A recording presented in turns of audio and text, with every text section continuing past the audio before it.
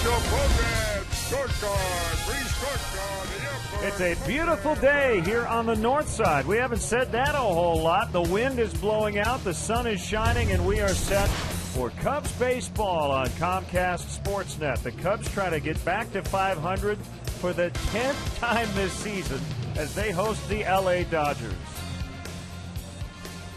Hi again, everyone. Along with Bob Brenly, I'm Len Casper. 12-2 Dodgers, the final. Yesterday, the Cubs come in one game under. Great pitching matchup. Ryan Dempster against his good friend Ted Lilly. And with a lefty on the mound for the other team, Mike Quaddy's loading up with righties. Well, you definitely know Jeff Baker's going to be in the lineup against a left-handed pitcher because he has killed lefties throughout his career and continues to do so this season. 9 for 19 in the early going.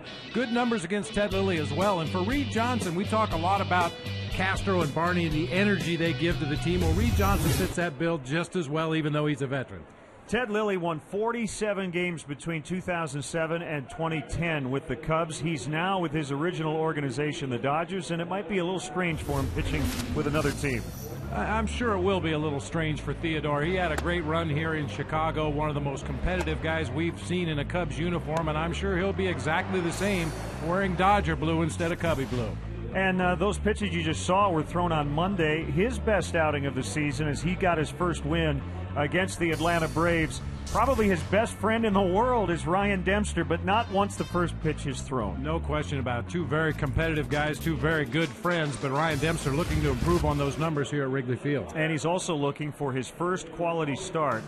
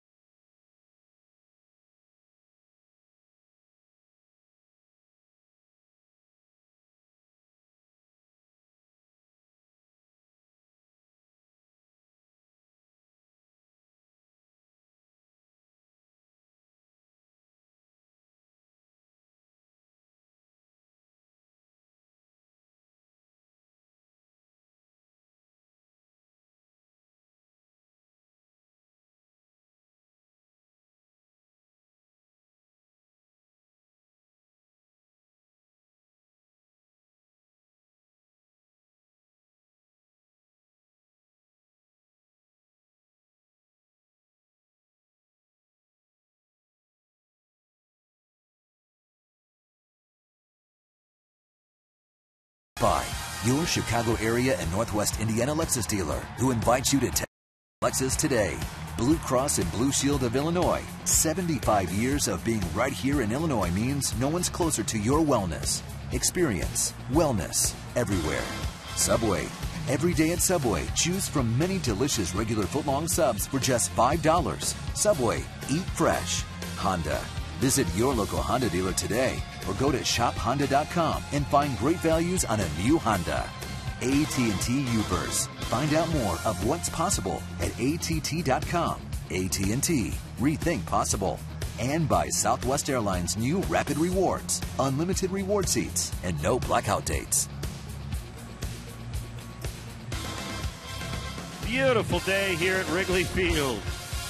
And a nice crowd on hand to see the Cubs host the LA Dodgers.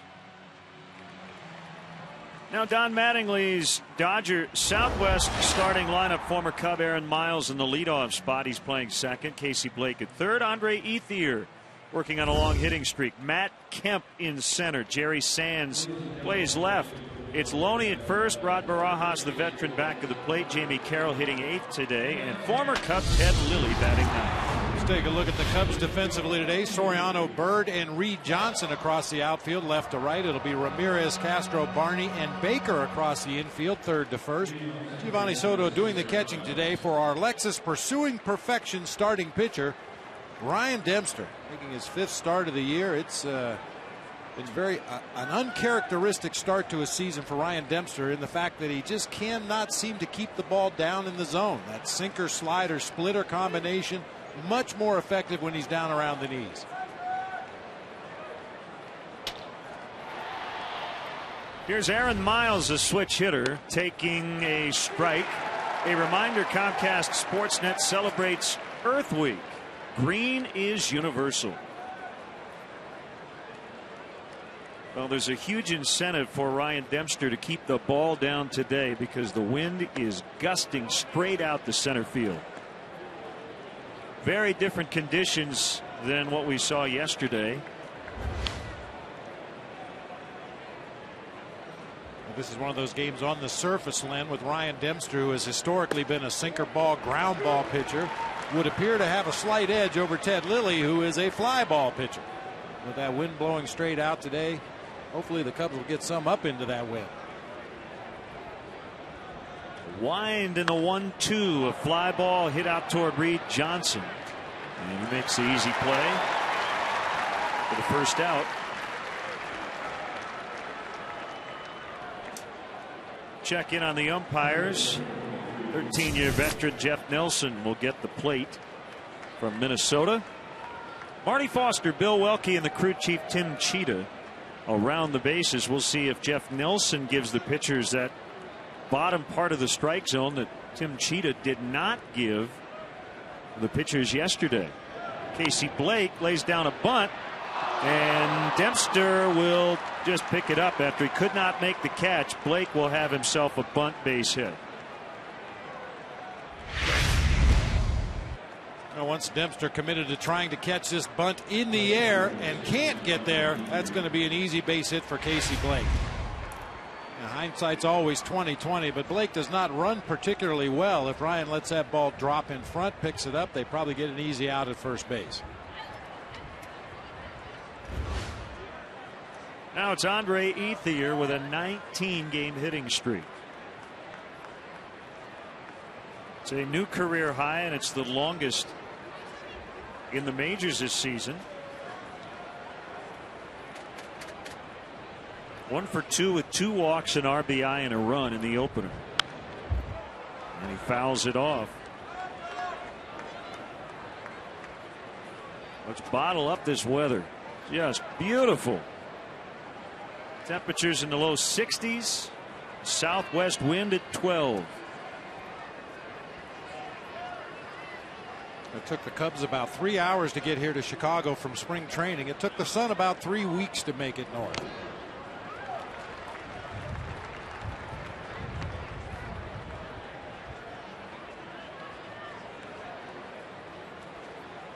Players had to dust off the sunglasses today. Haven't had to use them in the early going this season here at home because of the overcast and cold, cloudy, rainy weather we've had. But beautiful day here at Wrigley today. Ethier has hit .456 against righties this season. That leads the majors. 2 balls, 2 strikes. Rather, 1 ball, 2 strikes.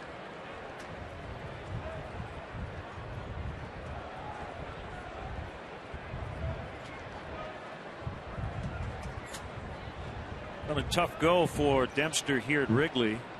He has lost 5 consecutive decisions in this ballpark going back to last year. That's low.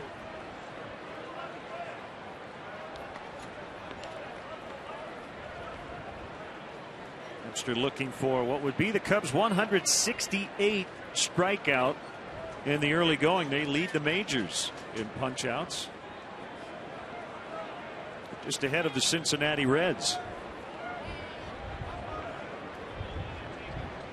I know that surprises a lot of people around the National League. The Reds certainly have a pitching staff comprised of strikeout pitchers, but I don't think anybody expected the Cubs pitching staff to be punching guys out the way they have in the early going. Of course, Matt Garza's numbers will quickly inflate your strikeout totals. And this really has long been an excellent strikeout staff. Going back to the first couple of years of the last decade. Going to check on Blake. Pretty good chance he'll be running. The Dodgers were pretty aggressive yesterday. 3-2 count, 1 out. Try to stay out of the double play.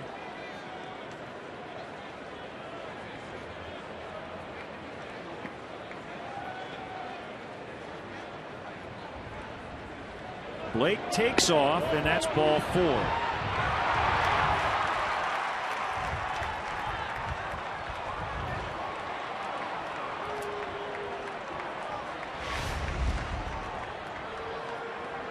Dempster looking for that ground ball, possible double play with Blake on the move. Tried to nibble at that outside corner. Unfortunately missed just off the plate. And Giovanni Soto doesn't have the luxury of waiting for a call from the home plate umpire, Jeff Nelson. Usually the umpire will try to give you a quick call on those 3-2 pitches when you know the runner is going to be going. But unfortunately, you can't wait to hear that call. If you think that pitch is close enough to the strike zone, you have to go ahead and throw to second base just in case. Matt Kemp comes in at 403. Tied for first in the majors in batting average. And he taps it foul. And first base coach Davey Lopes.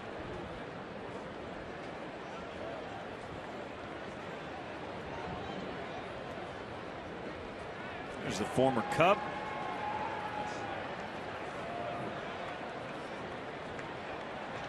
Dodgers with their best output of the season offensively yesterday.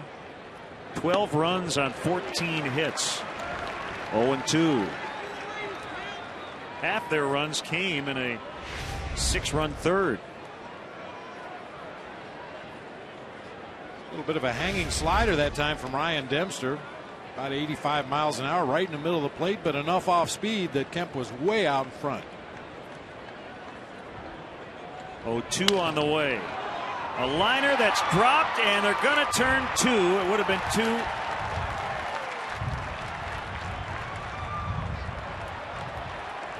And what's the call? It looks like they're saying he dropped it on purpose, so they're only going to give him 1 out. The thing is, Starlin should have just caught it, and he would have had a double play anyway at second base. Instead, he went for the 6-4-3. And Bill Welke's saying you can't drop it on purpose. The question is, was it on purpose? Only Starlin knows for sure. Yeah, he's got the runner way off second base right there. All he had to do was catch the ball and shovel onto Barney. And that would be 2 easy ones. Yeah, I think he just overthought it. Yep. Yeah, you catch that liner, and Blake is dead at second base. Yeah, Blake got fooled. It looked like Kemp hit that ball off the end of the bat. Looked like a line drive headed toward left center field, but got out to Starlin Castro and really started sinking. Yeah, I think you called it exactly right. Just overthought that play a little bit too much. So 2 outs in the inning. And it is the left fielder, Jerry Sands. Now, my assumption, Bob, would be on that call, it's a dead ball once the out is called, because even though in the estimation of the second base umpire, Bill Welke, he caught it, he still would have had Blake doubled off. But I think they just call it a dead ball, 1 out on the play, and that's it. See something new every day, don't you?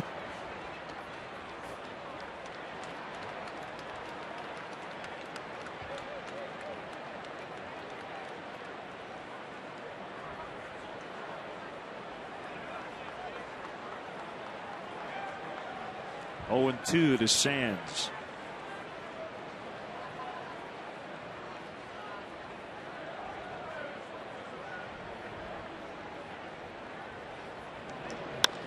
And a ground ball to Darwin Barney. This will end it. So they strand a couple. The Cubs are coming up against Ted Lilly.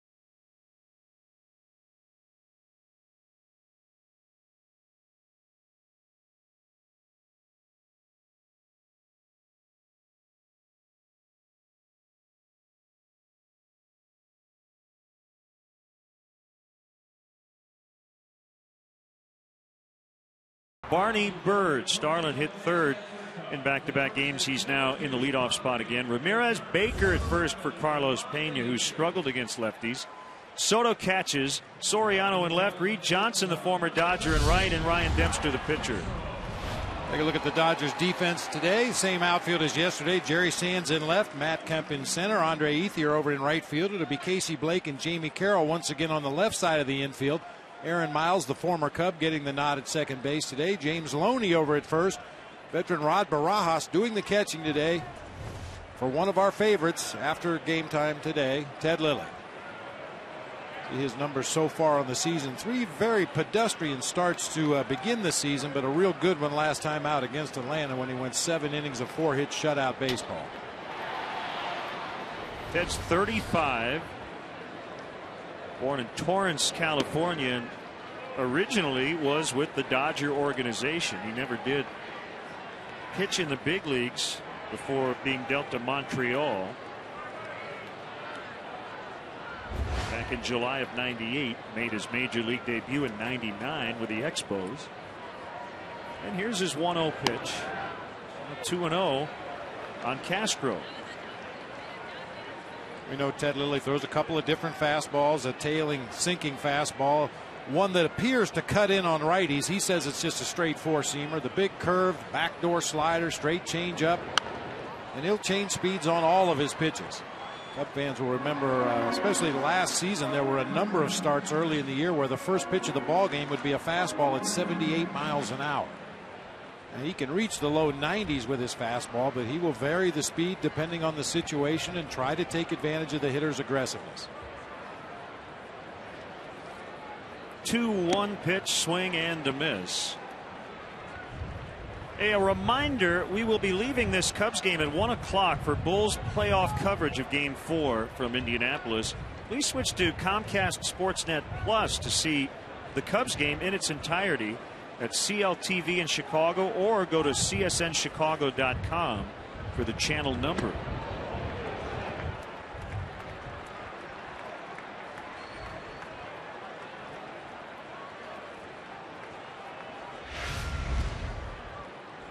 Tries to throw that 4-seamer inside off the plate to Starlin Castro. In the past, that's generally set up something off speed away. Drilled to deep left for Castro, and it's off the wall right below the basket. He better hurry. He's going to be out. Jerry Sands got a perfect carom off the ivyless wall, and he fired a strike to Aaron Miles. Can't play it much better than that in left field here at Wrigley. A rocket line drive off the bat of Castro. It's just below the basket. Sands right there to field it on a hop, barehanded. Strong throw back to Aaron Miles, and nowhere for Castro to go. Tries to hook around the tag right there. Good way to break an ankle. Fortunately, he's okay. However, he is out. Just missed a home run, and as it is, it's a single, and he's thrown out 7-4 as Darwin Barney fouls back. I mentioned Lilly made his big league debut with Montreal, but he had never faced the Cubs before today.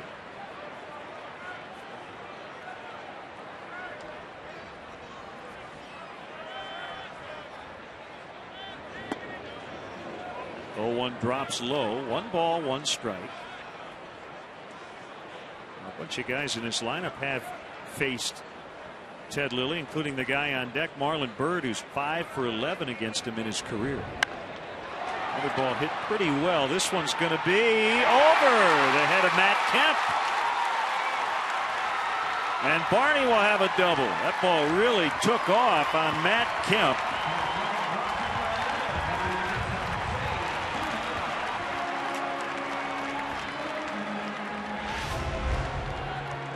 Was struck well by Darwin Barney. A lot of backspin. In addition to that, wind blowing straight out to center field. Matt Kemp took a very shallow line. That ball just shot right over his head. A couple of really hard hit balls to start this game.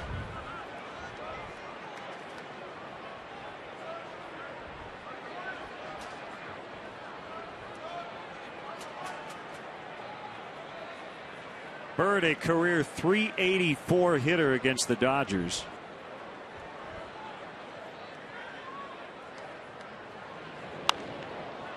And he hits a foul pop that'll get out of play.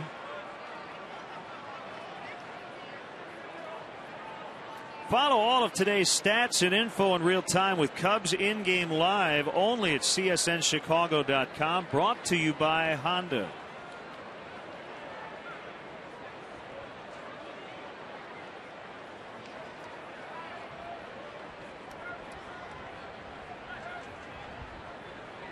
Bird with a triple in 4 trips to the plate in game 1. 0-1 pitch upstairs. And just as a point of rule for those of you out there, the Starlin Castro play when he intentionally dropped the line drive is covered under Rule 6.05L in the rule book. If an infielder intentionally drops a fair fly ball or line drive with first and second, first and third, or bases loaded before 2 outs, the ball's dead. The runner shall return to their bases. That was the right call by Bill Welke at second base. I have to think Castro just did not see where Blake was. Like he had time to see where he was. And he was off to his right, not his left, and that would have been an easy double play if he had caught the liner.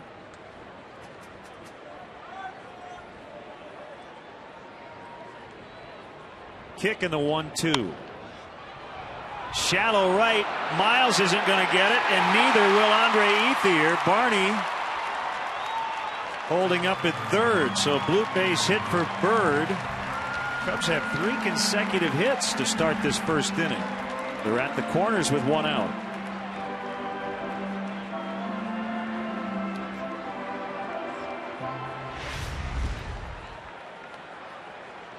It's a little jam shot fly ball into shallow right field. Tough play for Aaron Miles. He was jockeying Darwin Barney back close to the bag at second. You see Barney trying to get as big a jump as possible off second, but he had to wait and see the ball down on the ground, or at least in his judgment think the ball was going to be down on the ground, and not enough time to round third and score. Now Ramirez facing his former teammate for the first time. Blake guards the line at third. Double play depth up the middle and a pop up into center. Barney ready to tag as Kemp gets behind the ball. His throw will go to Loney, who cuts it off, and it's a sac fly for Ramirez. This is a kind of day where if you just hit it like that, the wind should carry it deep enough. I think on a day earlier this week, Bob, that would not have been deep enough. That probably would have been an infield fly earlier this week, the way the wind was blowing. Lilly with a lot of pitches up above the belt here in the first inning, and Ramirez lofts a high fly ball to Matt Kemp, who has one of the stronger throwing arms of any center fielder in the National League. But because of that wind, he wasn't able to get any momentum on his throw. Marlon Byrd with a good read, saw the high throw, and advances into scoring position himself. So the Cubs get on the board first, 1-0, and it brings up Jeff Baker. 3 for 6 with a home run against Lilly. Ball 1.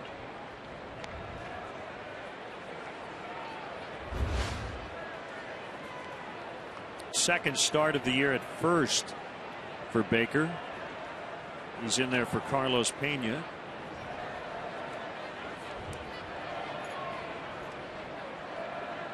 Pena just 1 for 13 against lefties to start the season.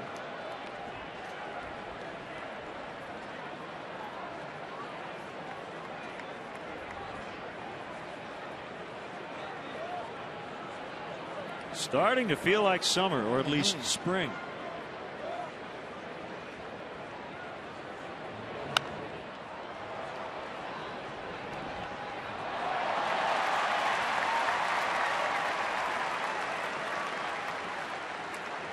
Very similar to what we saw from Jeff Baker last season. I'll tell you what, Len, Ted Lilly, we showed you some highlights of his start against Atlanta when he was very good, but a lot of the pitches he threw in that game were up high in the zone.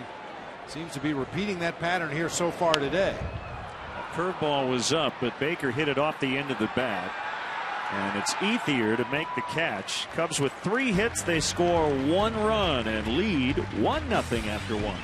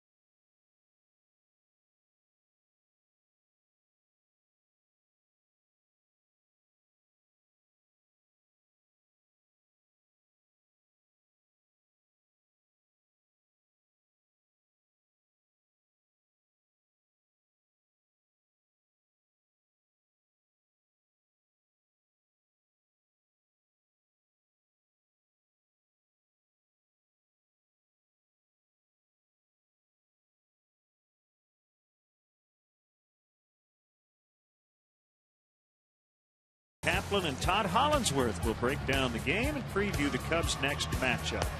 Don't miss Coors Light Cubs postgame live immediately following the game right here on Comcast Sportsnet. Fans' best friend. Well, Ted Lilly met the media yesterday and had nothing but wonderful things to say about his experience here in Chicago, as the fondest memories, my life living here in this city. Midwestern way of life. Had a lot of fun from a baseball perspective. And talked about getting a little emotional and discussing his fondness for Ryan Dempster.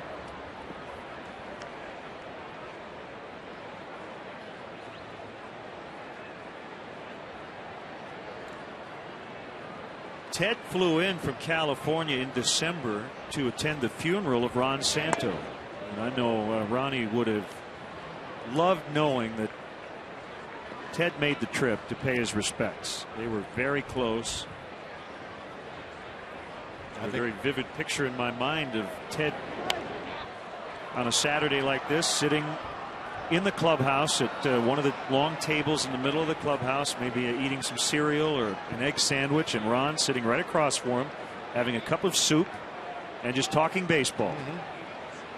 I think the highest compliment you can pay the two of them is they would have been happy to be the other's teammate. No question. And on a personal level, Len, you know, down in the Cubs clubhouse, there's the back room where the laundry, washers and dryers and all the extra equipment is stored. And Ryan Dempster and Ted Lilly used to sit in that back room and play gin rummy for hours. And I don't think either one of them ever really had their mind totally on the card game. They were always talking about opposing hitters or opposing managers. Why does he do this? Why does he do that? And it was all under the guise of playing gin rummy in the back room. But I think they really learned a lot about the game from each other in that scenario. Splitter is low and away to James Loney, and a full count, 3-2, with the catcher Barajas on deck. I have a feeling Rod Barajas might be swinging for the fences already, with 3 home runs on the year and the wind blowing out. That's pretty much what Rod Barajas does all the time. He is going to get a lot of the playing time here for the Dodgers this year, but throughout his career he's been one of those backup catchers that catches and throws extremely well, calls a good game for his starting pitchers, and when he's up at the plate he's got one thought on his mind: hit the ball in the air. Backhanded by Castro.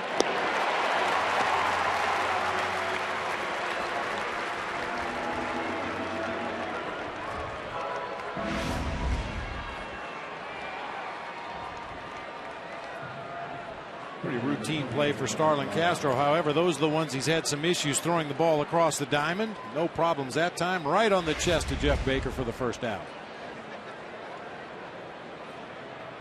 In 42 games with the Dodgers going back to last year, Barajas has hit 8 home runs. He re-signed with LA after originally being acquired on a waiver claim from the Mets in late August. He grew up under 20 miles from Dodger Stadium, emulating Fernando Valenzuela. His whole family are full of Dodger fans, so this is a dream come true for him.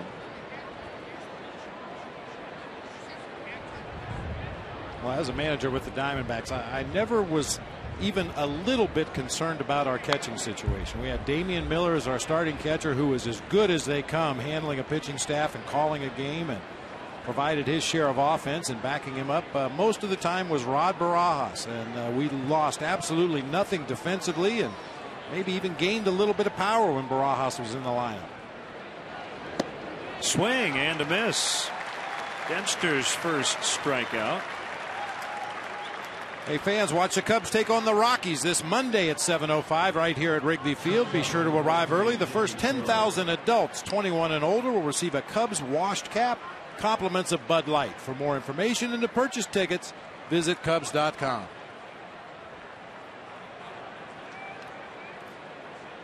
That is definitely a 9,999 item, because I will get one of those washed caps. Oh, I know you will. On strike to Jamie Carroll, who hit in the leadoff spot yesterday and reached base 3 times, twice on hits. And he's batting 8th today. Caught the outside corner. 0-2. Ted Lilly on deck.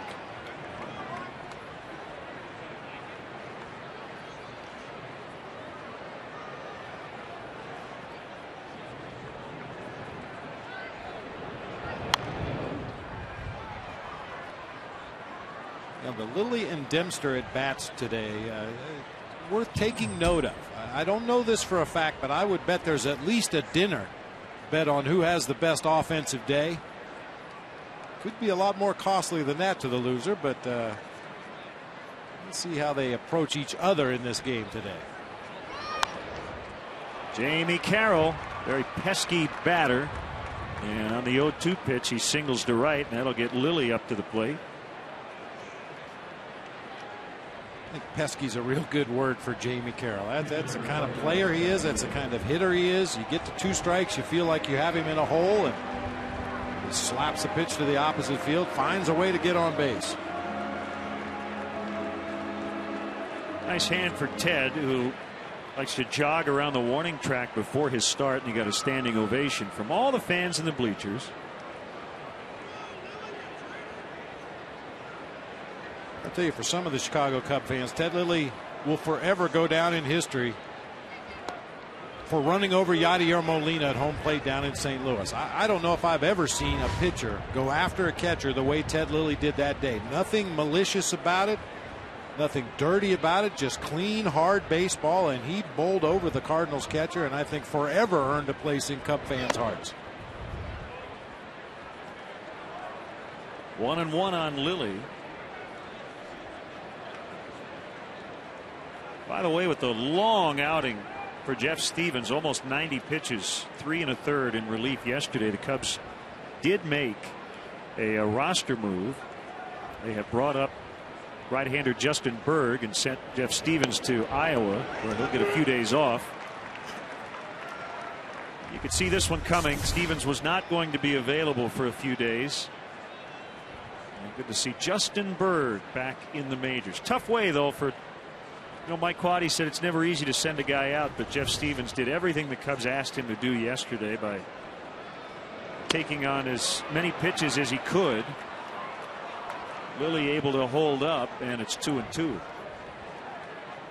And it's not completely set in stone, but it looks like James Russell is going to get his 3rd start in that number 5 spot on Tuesday against the Rockies. There's Justin Berg. And a floater out into shallow center, but it's going to be caught by Castro, and that will end the inning. To the bottom of the second, 1-zip Cubs.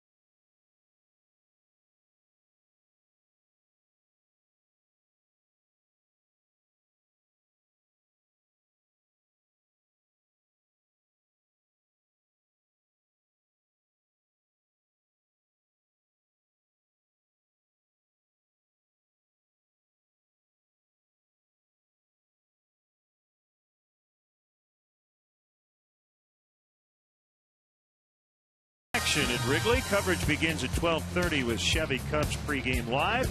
Don't miss the Cubs hosting the Dodgers tomorrow at 12:30 on Comcast Sportsnet. Fans' best friend.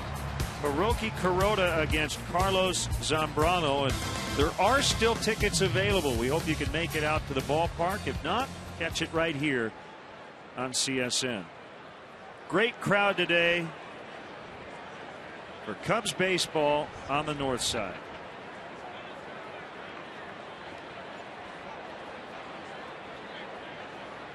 Soto, Soriano, and Johnson. Now Gio should know Ted better than anybody, even Ryan Dempster, since he sat behind the plate for so many of Lily's starts, and looked like a changeup outside, ball one.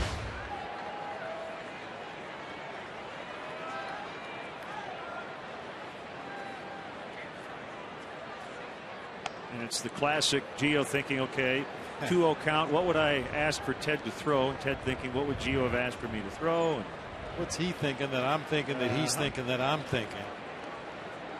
Just see it and hit it.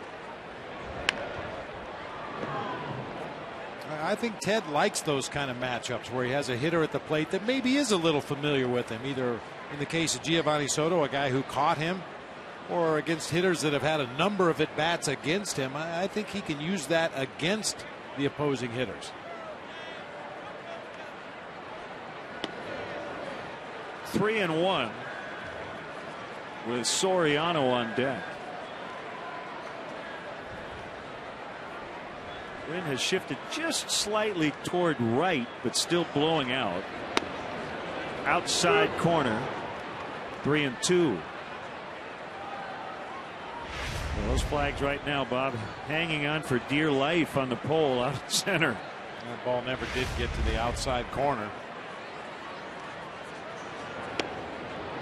Just low, ball 4. It's a leadoff walk. Watch Comcast Sportsnet game replays on demand with Xfinity TV from Comcast. Don't miss the action. Call 1-800-XFINITY today.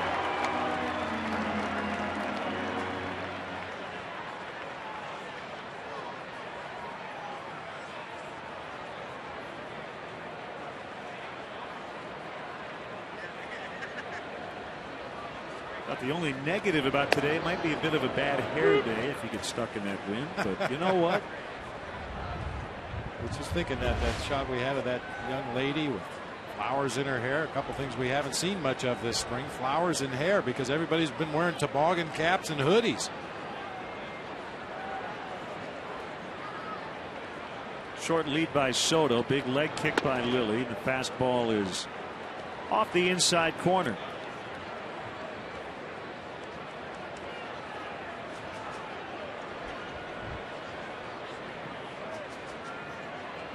Dodgers have had excellent starting pitching here the last week or so, and they're winning games as a result. They've won 5 of their last 6, and over the 6 games the starters have had a 1.39 ERA, just 7 earned runs going into today over their last 6.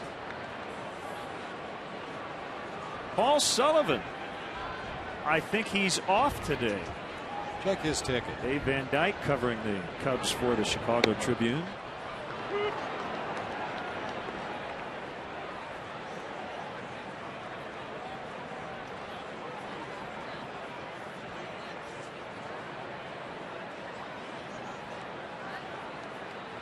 Well, a reminder, we will be leaving this Cubs game at 1 for Bulls playoff coverage. You can switch to CSN Plus to see the Cubs game in its entirety, CLTV in Chicago, or go to csnchicago.com for the channel number.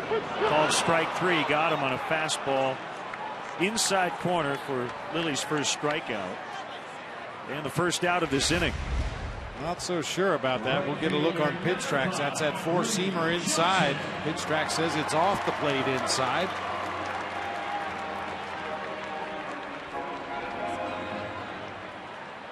What we can garner from this inning is that Jeff Nelson calls a wide plate. We've seen him go off the outside corner a couple of inches, off the inside corner a couple of inches. Reed Johnson with a game-winning home run earlier this week against the Padres and getting the start in right. Both he and Jeff Baker have been very good against lefties in their career.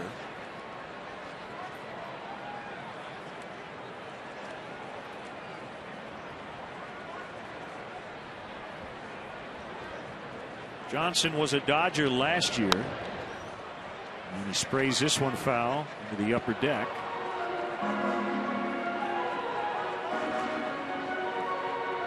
In some ways, Bob, it worked out well that Ted Lilly was pitching today because of how hot Johnson was in that San Diego series, and I know Mike Quaddy didn't want to wait too long to get him back into the lineup. It's tough sometimes early in the season for bench players, especially when the guys who play your position are either swinging the bat well or getting on base a lot, doing something to help the team win games. It's kind of tough to shoehorn your way into that lineup, but walk-off home runs in extra innings are a pretty good way to get yourself into the lineup. You know, we talked about this off the air, Len. Mike Quaddy choosing to go with an all right-handed hitting lineup against Ted Lilly, and a lot of managers have done that against Teddy in the past, but I really think you need to drop a lefty or two in that lineup somewhere. Lefties are actually hitting pretty good against Ted this year, a .310 average. Right-handers hitting considerably lower at .254. I just think if you load up a lineup with right-handers, it allows Ted to get locked in on that outside corner, both with his tailing fastball and that backdoor slider that he likes to throw. His changeup becomes a much more effective pitch against right-handed hitters. And if you sprinkle in a lefty or two in that lineup, it forces him to change his target, change where he picks the catcher up, maybe throw a few more breaking balls.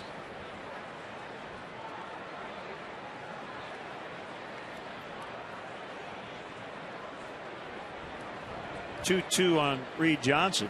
He and Ted Lilly have been teammates with 3 different teams: the Blue Jays, the Cubs, and the Dodgers. 2-2. In on his hands, and he fights it off foul.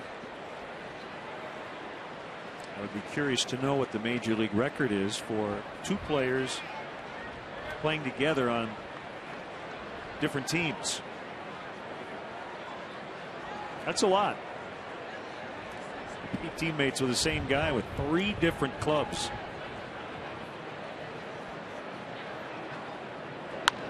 Ground ball picked up by Loney. They get 1, they get 2. 3-6-3. A nifty turn, and that ends the inning. 1-0 Cubs after 2.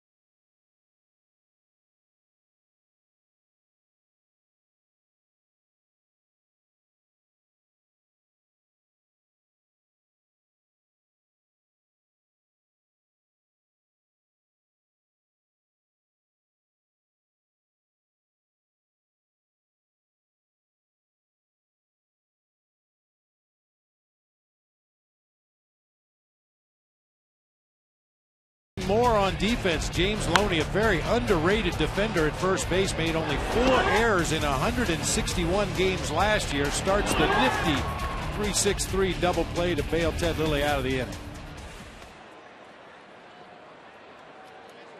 Za.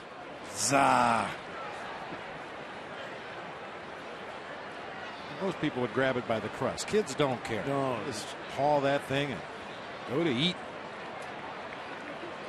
First time through, Ryan Dempster hit the strike zone on the first pitch to every batter. Second time through now, starting with Aaron Miles. That's his first miss on the first pitch.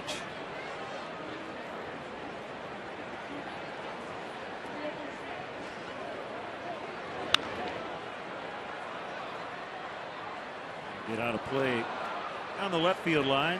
Arizona and the Mets trying to get underway, but they may have some of the rain that we had. So the start has been delayed in New York. No delays in Toronto. At Rogers Center, 2-1 Tampa Bay. They're in the third inning there. They'll take Baker right to the bag. Hey fans, don't miss your chance to get the Best Buy pack at Wrigley Field. 4 tickets, 4 drinks, 4 hot dogs starting at just $40. For more details and to purchase your Best Buy pack, visit Cubs.com/bestbuypack.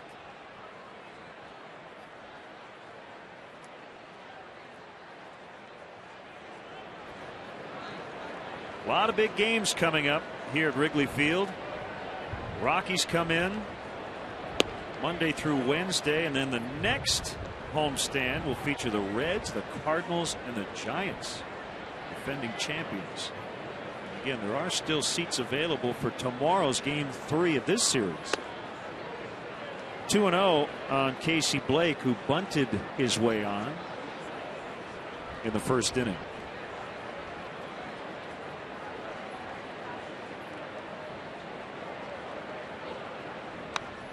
Big rip at that pitch, and he hit it foul.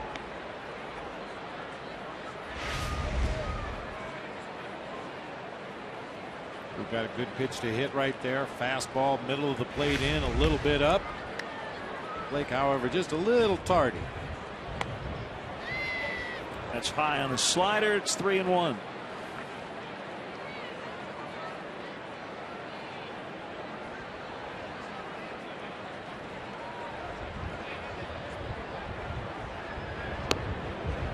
Another slider. That for a strike. 3-2.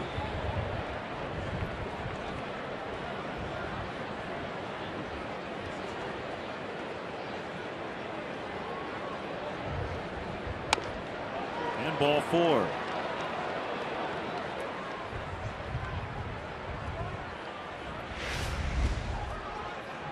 I don't know. Pitch is below the belt on the inside corner. That's a strike. I don't know what has happened to the strike zone recently, but man, people wonder why I get so upset about a missed call. I mean, one at bat can swing it. One pitch can swing an at bat. One at bat can swing an inning. One inning can swing a game, and one game could cost you a pennant.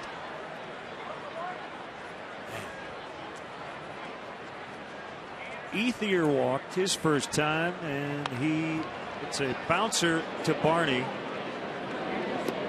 They get the out at first. Blake now in scoring position, 2 outs.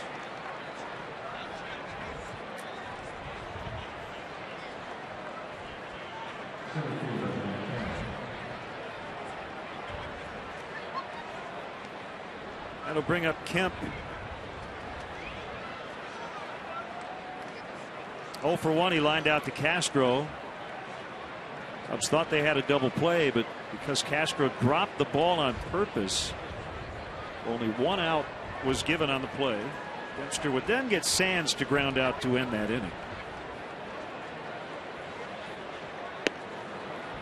Slider for a strike.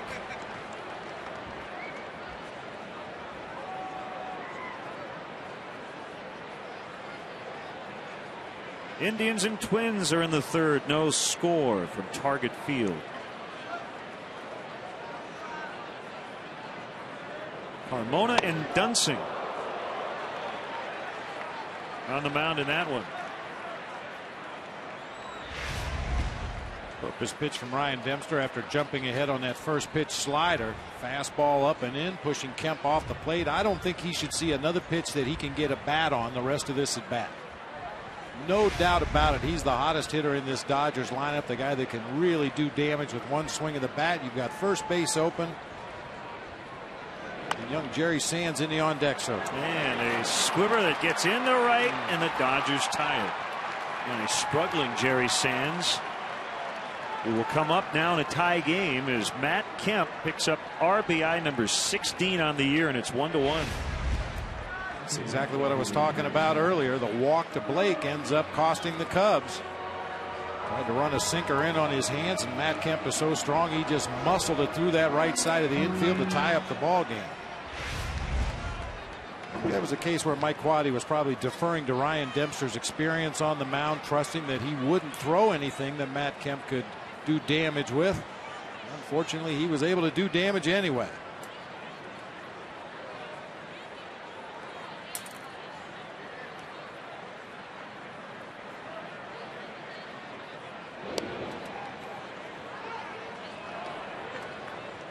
Kemp not only picks up hits, knocks in runs, but he steals bases. He has 8 already. I'm going to say that unlike most number 4 hitters in Major League Baseball, Matt Kemp is a threat once he gets on base.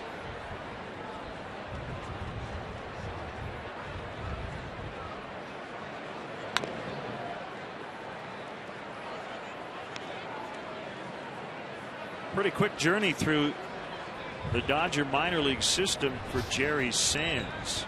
He was their minor league player of the year last year, finished 3rd in all of the minor leagues with 35 home runs. He started the year in the Midwest League at Great Lakes, low A.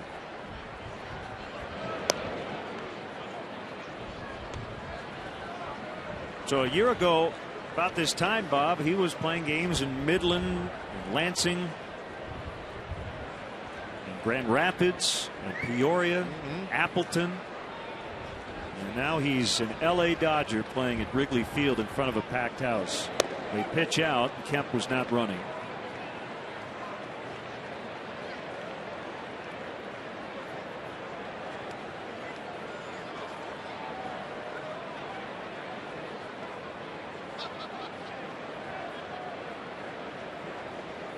Having said that, there are a lot of really nice ballparks in the Midwest League. Absolutely.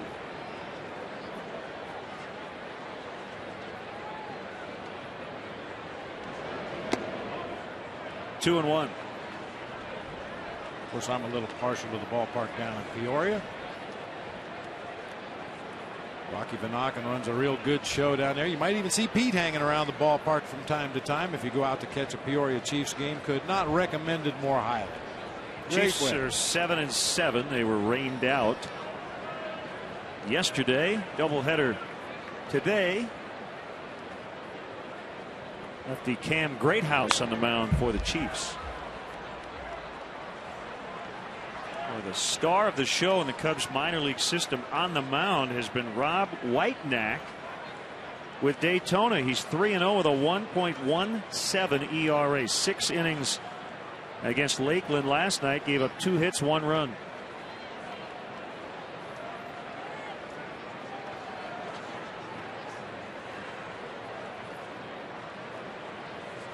Rarely walks anybody. They didn't walk anybody in that game last night. 2-2 pitch, low. It's full 3-2.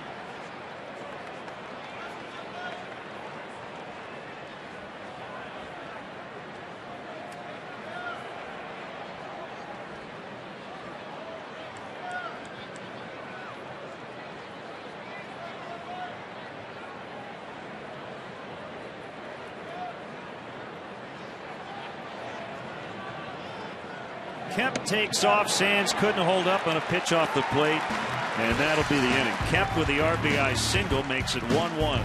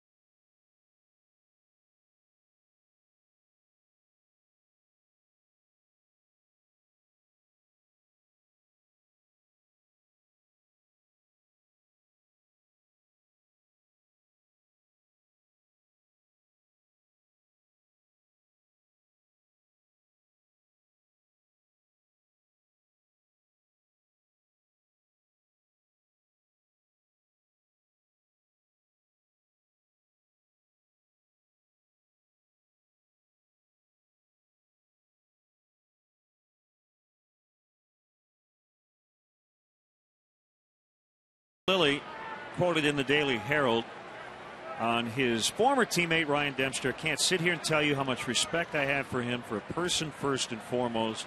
What I was able to learn from being around him about the way he treated people, the way he loved this opportunity to pitch, the way he would deal with adversity off the field and on the field. I could kind of, wow, without getting emotional, I don't know how anyone could have created someone as unselfish as Ryan. It's good stuff from Ted Lilly. Now try to strike him out. I don't think he feels quite so fondly right now. A 1-1 tie. Bottom of the third.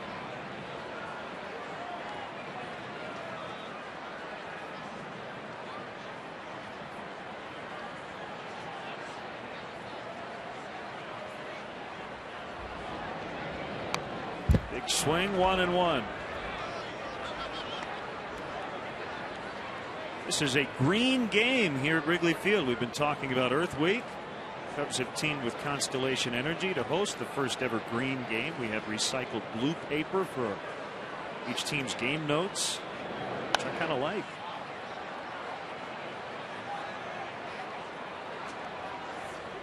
Constellation Energy has purchased renewable energy certificates to cover the typical energy usage on a game day here at Wrigley. I can tell you one thing, we use a lot less paper in terms of what we do than we did even 5 years ago. Computer technology and the like.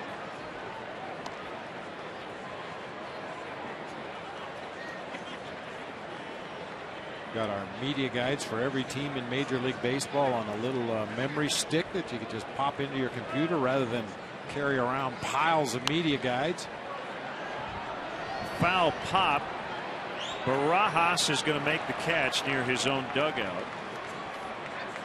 I used to have like a suitcase for a work bag, and they've been getting smaller and smaller and smaller throughout the years. I'm down to a small backpack at this point. Less is more. Absolutely. But I think that happens when you get older as well. Yeah. Stuff becomes less important. We'll lug that stuff around. When we get to the point where I can just bring a pencil to the ballpark, then we'll know we're really green. Keep score on your iPhone. Here's Starlin Castro, who singled to start the bottom of the first, tried to stretch it into a double and was thrown out by the left fielder Sands. Cubs are 4-1 against lefties, 5-9 versus right-handers here in the early going.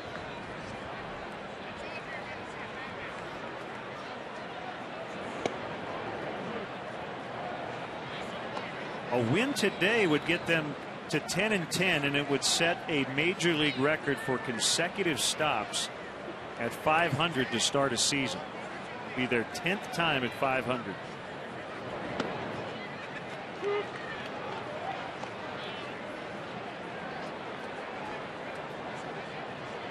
You had a nice Yogi Berra-ism yesterday. The Cubs are 7-2 after a loss, and as Yogi might say, you said you need to lose more often. About as convoluted as it gets. Yeah, but 7-2 after a loss. 7-2 after a loss. So your analysis was you need to lose more. You need to lose more. Yeah. So chew on win. that one. Here's Sands fighting the sun. He can't find it. And Castro gets his double.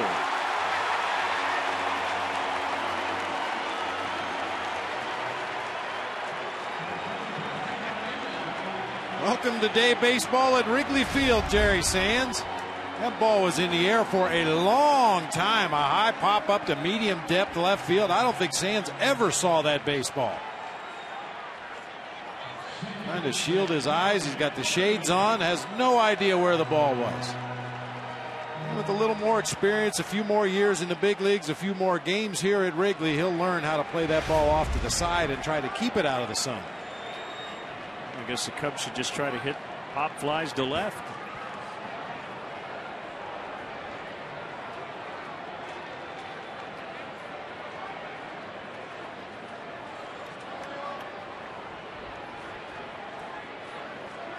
Barney with a double. He smoked one to center and would later come around to score. A swing and a miss on a changeup.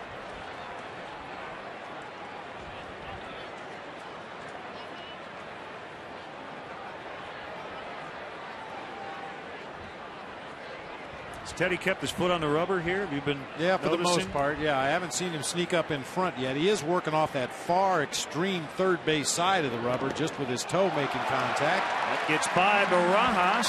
Castro advances to third. A wild pitch. Well, you could clearly see Barajas come up with that catcher's mitt. The idea is you jam your mitt down into the dirt, you fall down to your shin guards and cover that 5-hole to make sure the ball stays in front. But that time Barajas came up with the glove. Just enough room for that ball to squirt through all the way to the bricks.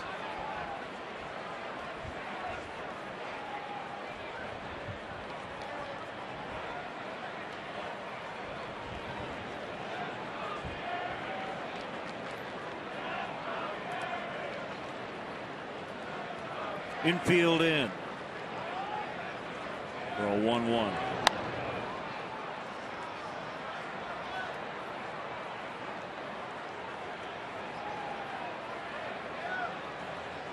See what you were talking about. Only will just get the side of the front of his left foot. Well, we can't see the entire rubber because there's some dirt covering that corner, but it looks like he's barely in contact with the pitching slab. Into right, and it'll drop down as Darwin Barney's 2 for 2, and the Cubs lead 2-1.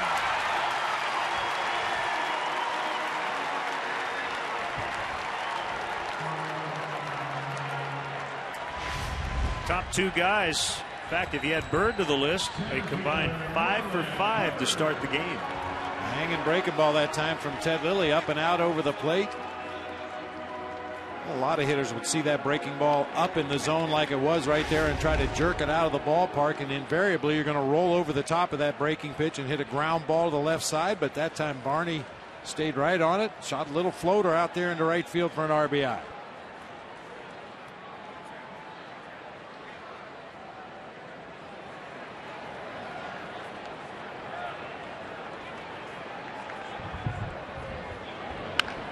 Ground ball through the hole into left.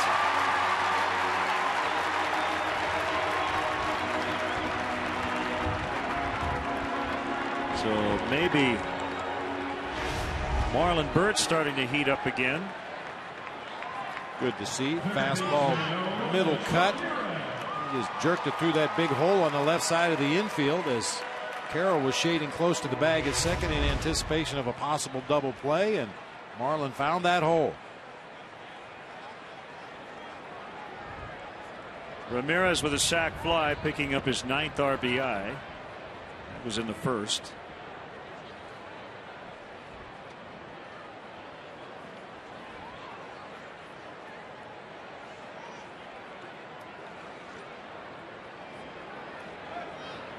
There go the runners. A double steal, and they're both safe. That one's on the pitcher. Barajas had no chance. We saw a lot of this from Ted Lilly in his time here in Chicago. Teams chose to run at second a lot more so than when they had runners at first base. Tough to get a jump because of Teddy's very slow delivery and his slow leg pickup, but at second base you can read it very easily, and that time both runners with huge jumps.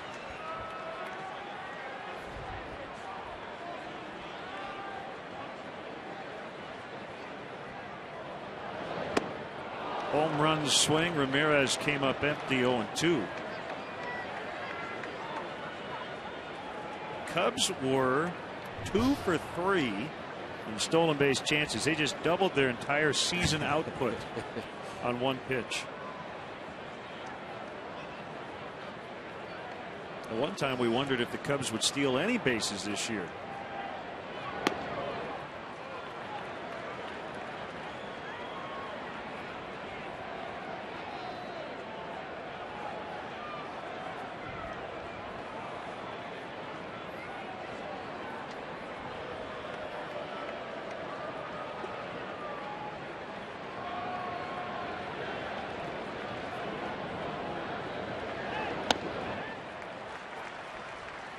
You mentioned, Len, the top part of the order now 6 for 6 in the ball game today, and that's followed a trend this season. The guys at the top of the order have been getting it done. The guys in the middle are picking up some of the scraps, but the bottom of the order not carrying their weight at all.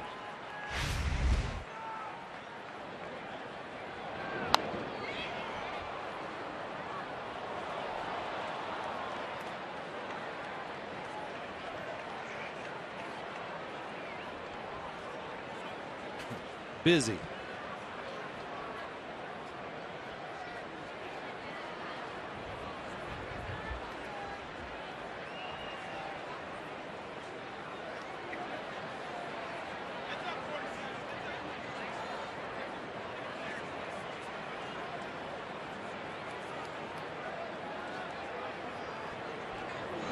Swing and a miss. Big strikeout for Lilly. His second in the game.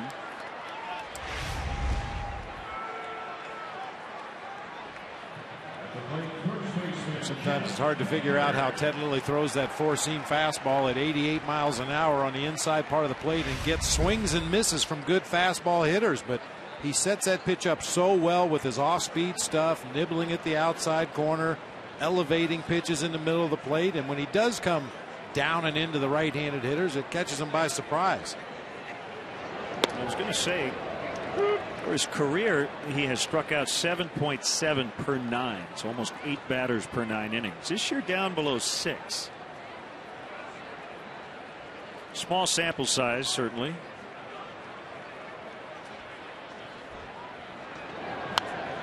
Baker fouls off. It's 0-2 on Jeff. It'll be nice to get these other two guys in and stretch the lead to 3. Cubs have led twice in this game.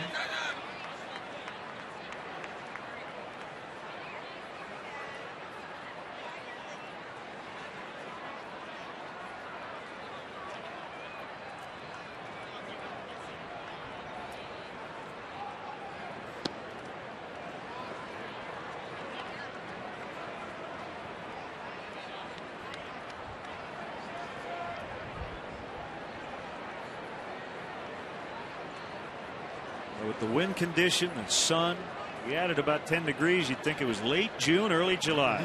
Very comfortable here at the ballpark today. Temperatures in the 60s. As Baker just got a piece of the changeup.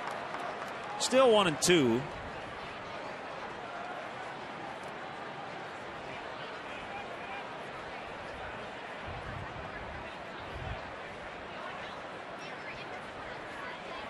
Might even hear some lawnmowers buzzing around the neighborhood today. Wouldn't that be something? Yeah, not snow blowers.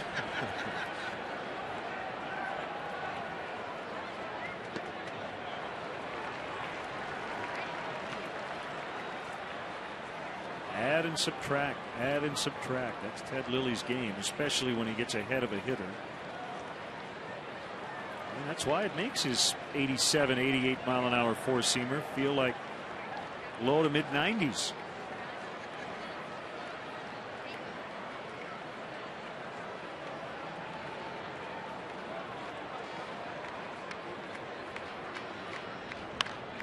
A pop-up on the fastball. Aaron Miles shuffling his feet, makes the catch. The Cubs get 1. They strand 2. It's 2-1 Cubs after 3.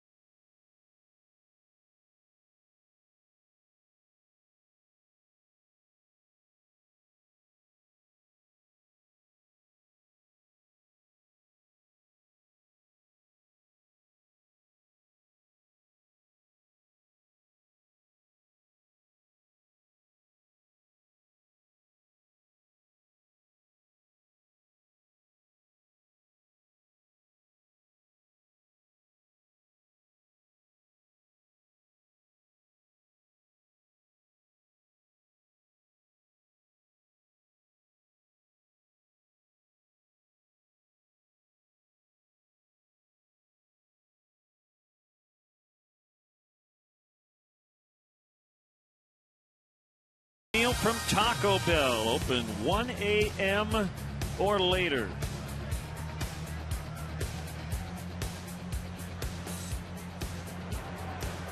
Happy belated birthday wishes to Chip Marshall, big Cub fan from Glenview, unofficial president of the Vince Lloyd fan club.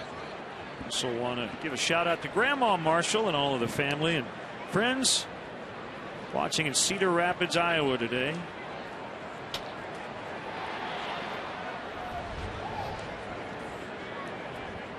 James Loney looks at a Ryan Dempster pitch for a strike. 2-1 Cubs in the fourth. Let's say hello to another big Cubs fan down in Cedar Rapids, Iowa, Mike Martinez, watching the ball game today. Big Cubby fan. And going caught the outside corner. 0-2. Mike is also recovering from knee replacement surgery. Hang in there, Mike. I know what you're going through. It's going to get better.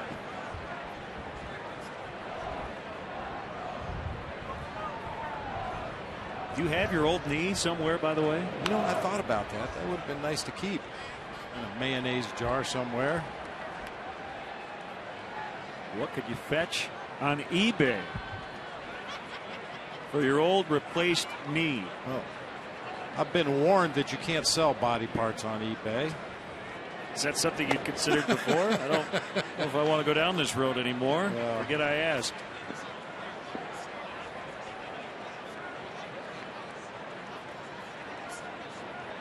I do remember somebody, I think, a pitcher tried to sell some bone chips that he had taken out of his elbow. We're good with guacamole. Loney lines out. Stroll through the home of the Chicago Cubs, get an insider's look at more than 97 years of history in this legendary ballpark. Guided tours may include visits to the press box, clubhouses, and dugouts, as well as a chance to actually step on the field. For more info or to purchase tickets, visit Cubs.com. Tour sizes are limited and sell out fast, so get your tickets today. Rod Barajas. Strike one. Braves and Giants will go at it again today in San Francisco. Tim Hudson against Tim Lincecum.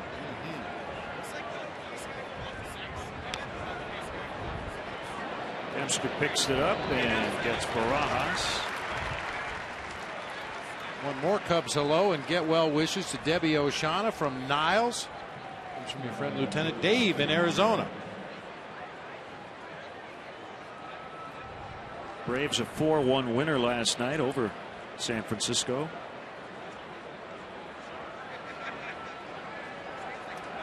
Reds and Cardinals later this afternoon. What a bizarre night they had last night.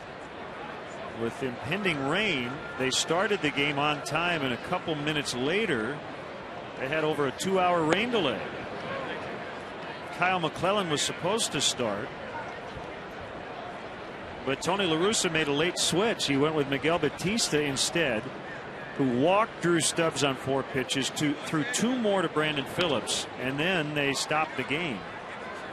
So Edinson Volquez, who was ready to go after the 2-hour delay, Dusty Baker decided, you know what, we can't use Volquez tonight, so he went with Matt Maloney instead, and the Cardinals ended up winning the game 4-2. Today, Travis Wood slated to face Chris Carpenter.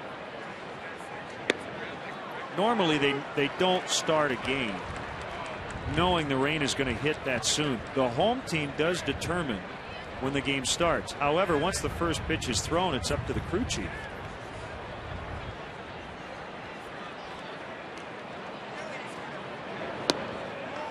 Two to Carroll.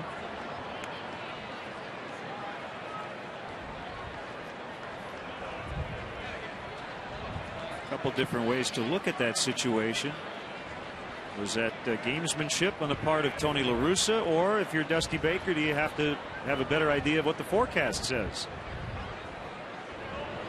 Probably debate that all day, as Carroll is now 2 for 2.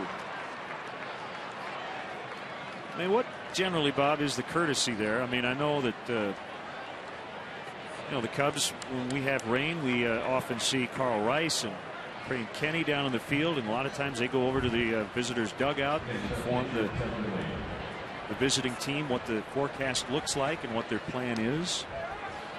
I don't really know if there's a rule that covers it, but in the past the grounds crew has kept both teams updated as to what they expect the weather to do, where the window is, how long it's going to take to get the field ready.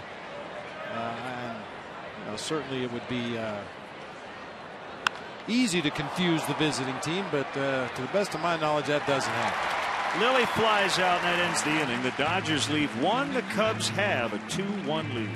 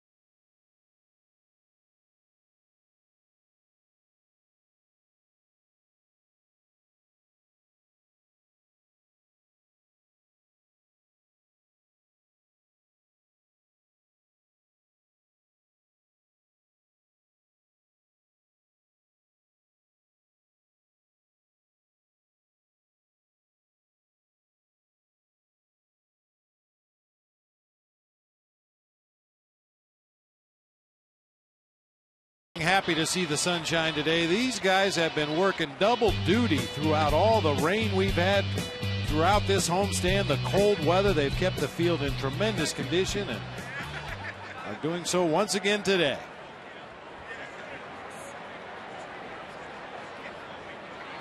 The Cubs with the lead. They'll try to tack on.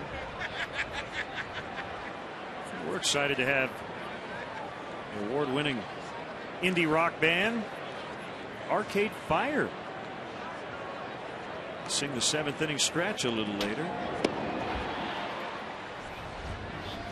Only 2 members, though. They have like 35 people in the band. Only 2 will actually come up and sing. Don't quite have enough room to accommodate all of them.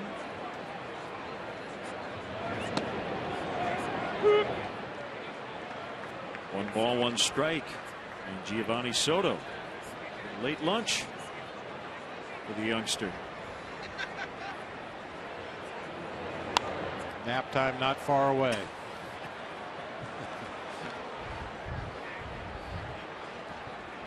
Life's good. Got a soft seat. A full belly watching a ball game. Cubs are winning. Life's good. Hold on the ground in the left for a leadoff single.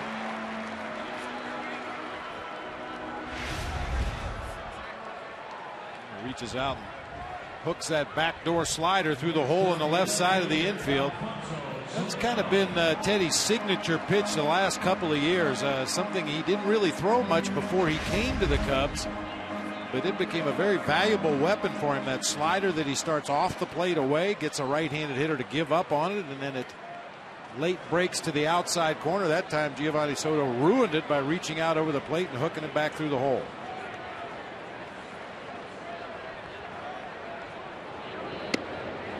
Another.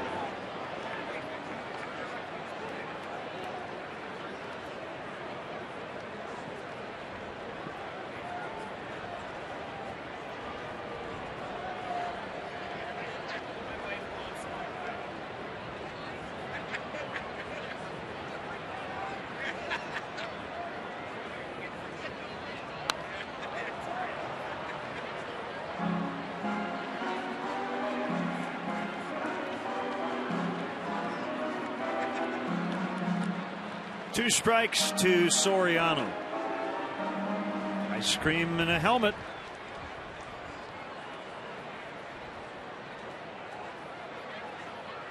That might be the first cup of ice cream sold here at the ballpark this year.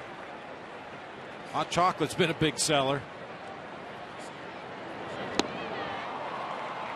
Soriano has struck out twice. 3 now for Lilly. Hey, this May, the Cubs are hosting the 2nd annual fantasy camp here at Wrigley Field. Join us on May 15th and 16th when 40 participants will receive the most extraordinary game day and on-field experience imaginable. This year's legends include Ernie Banks, Billy Williams, Fergie Jenkins, and others. We talked to Randy Hundley yesterday. He'll be here. Reserve your roster spot today by calling 773-404-4748 or visit Cubs.com/premier.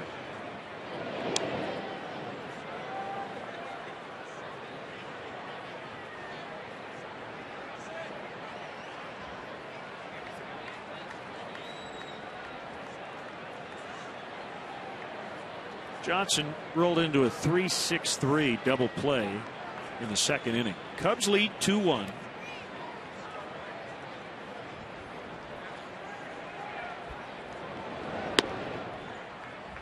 Fastball at 86 for a strike. Nationals and Pirates were rained out last night. Later this evening it'll be Livan Hernandez against Jeff Karstens.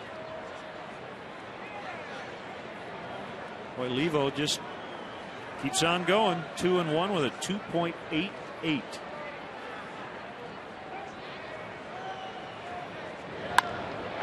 That's drilled out into the gap. We'll see if Soto can score.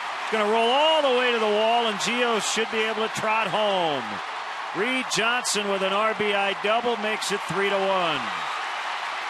And he's going to end up at third as the throw got by.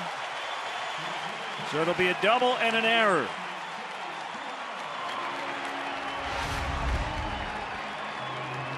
Another fastball up and out over the plate. Reed Johnson perfectly splits that gap in right center field. This is the second time in a few days that Giovanni Soto's had to motor around and score from first base. Running the bases extremely well, and when the Dodgers botched that relay back to the infield, Reed was able to advance on to third with 1 out in the inning.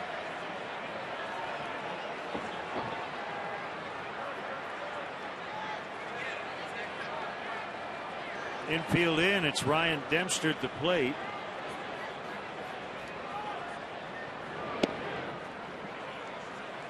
The error will be charged to Matt Kemp.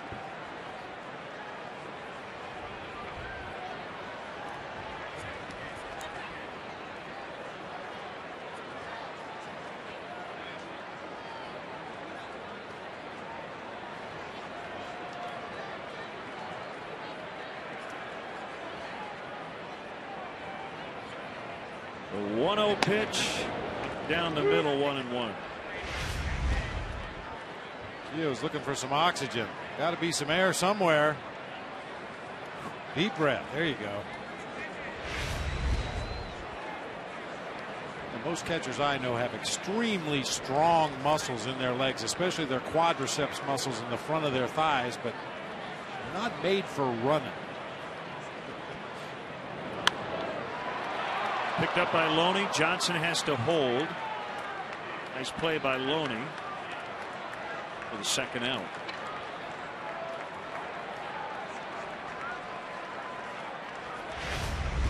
It was hit hard. Unfortunately, just a step or so to the right of James Loney, who's able to corral it and get the out at first base and to hold Reed Johnson at third at the same time.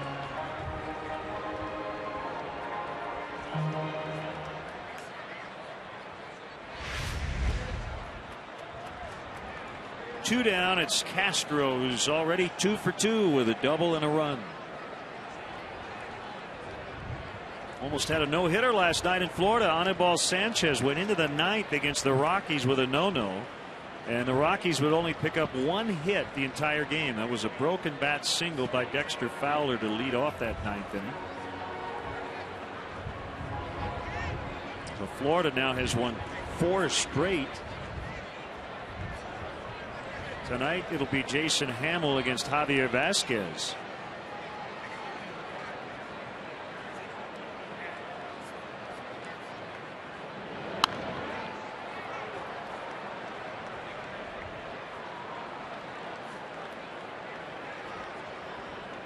Milwaukee pounded Houston last night 14-7.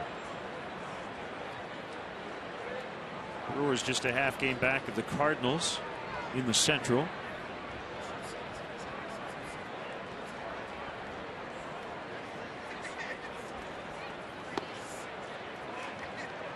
Sean Markham will get the ball tonight for Milwaukee against Brett Myers. That'll be a pretty good matchup.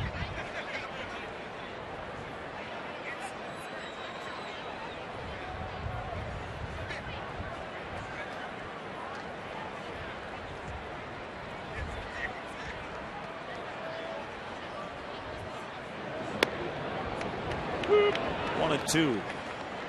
How about the Padres? They got shut out again last night. They've played 20 games. They've been shut out 6 times and 3 times in their last 5 games. Joe Blanton and Tim Stauffer a little bit later in that one.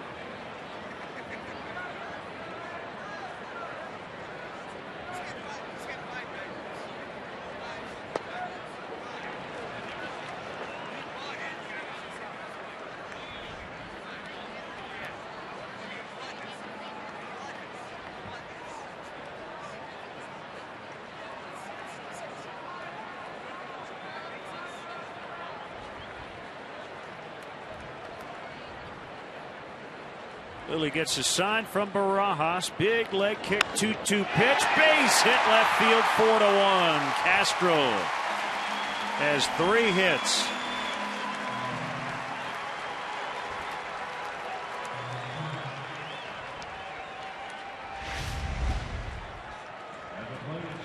Earlier in the season, Starlin Castro got a lot of his base hits back up the middle of the field, but more recently he's been looking to pull the ball, especially when he gets a count in his favor.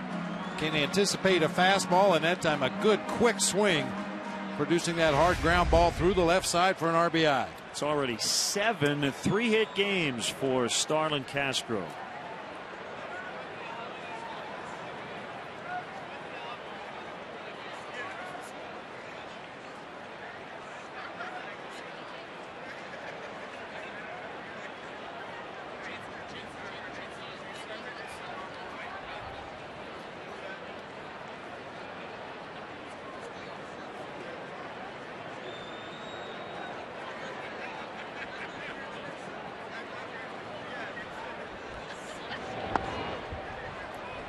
Low to Barney.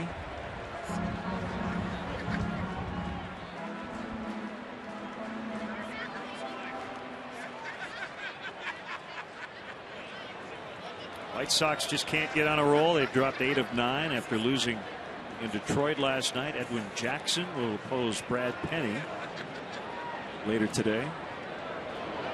They've got Castro, maybe. Nope, he's safe. Just kept running. And he picks up his 2nd steal on the day.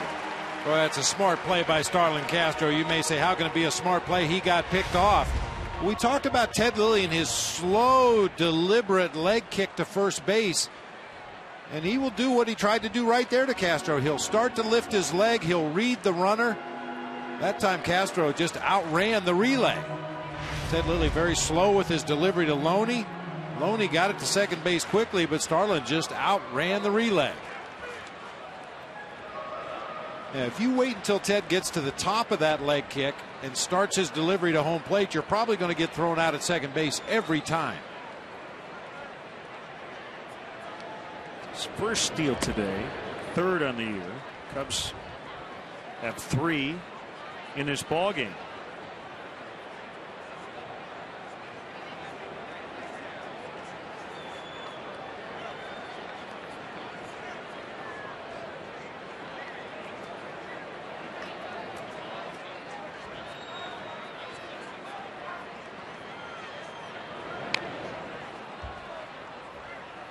When Barney fouls off a pitch that was headed for the dirt. See Dodger catcher Rod Barajas was already down on his shin guards getting ready to block that pitch down and in, and Barney somehow got a piece of it. Watch the catcher. He sets up away.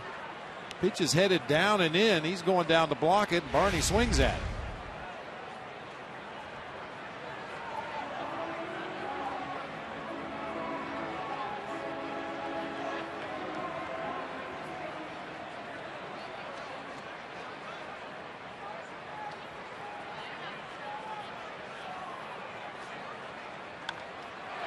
Base hit right field. Here comes Castro. He will score. Cubs doing it with 2 outs. Castro gets on, steals second, scores on the hit by Barney. It's 5-1. Very similar to the base hit that Darwin Barney got back in the 3rd inning. That one came on a hanging curveball. This one on a high slider. Very similar swing, inside out to right field. Ethier just lobs the ball back into the infield as the Cubs take a 4-run lead. So back-to-back 2-out RBI singles.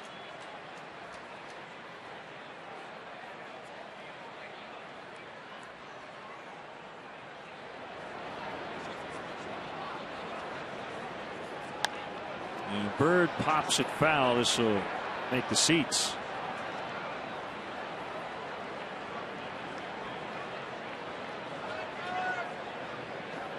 This is the kind of day you thought maybe a couple of 3-run homers might do the trick.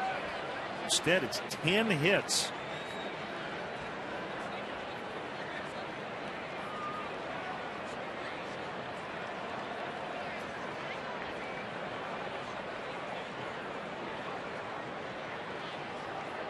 Runner goes, and they've got Barney caught between first and second. And he's going to be out. No, he's going to be given second.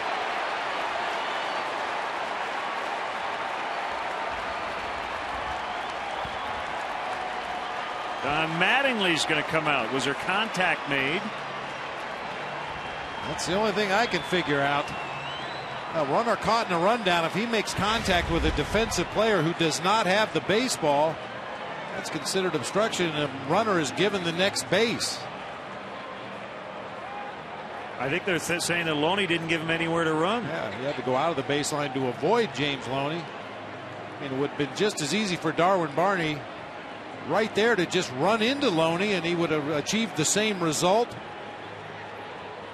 Some odd calls early in the game today for second base umpire Bill Welke, but I do think he got it right.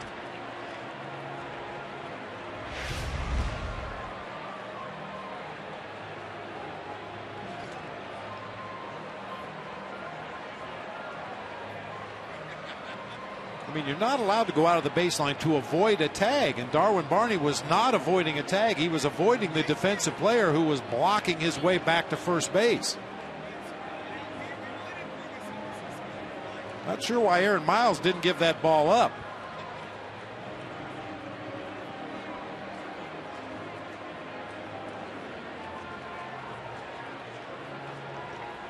Very similar to the play where Starlin Castro was able to steal second base on a pickoff attempt. This time James Loney stepped well into the infield to take the throw.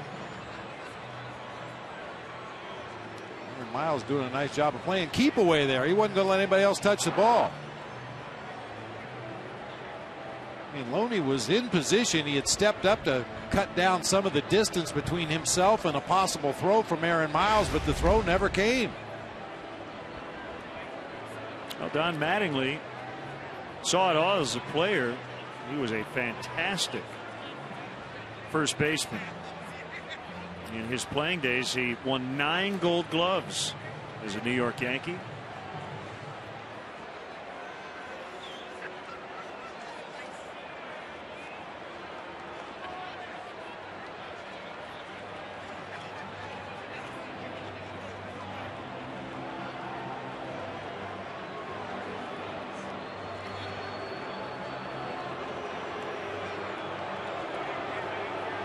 While we have a moment here, we're going to show you our Coors Light freeze cam. This is the pickoff of Starlin Castro at first base. One thing to take note of, where was James Loney? He's still on the bag right there as Ted Lilly throws the ball. He does take a couple of steps into the infield, but by the time he gets it there, and Miles Castro is sliding in safely with a stolen base. Freeze cam, as always, is brought to you by Frost Brewed Coors Light, the world's most refreshing beer. And I noticed on the Darwin Barney pickoff, Loney was much more aggressive, got another step or two into the infield as he took the throw from Lilly. And after all that, Bird will ground out to Carroll. And that ends the inning, but the Cubs add 3 to their lead. It's now 5-1.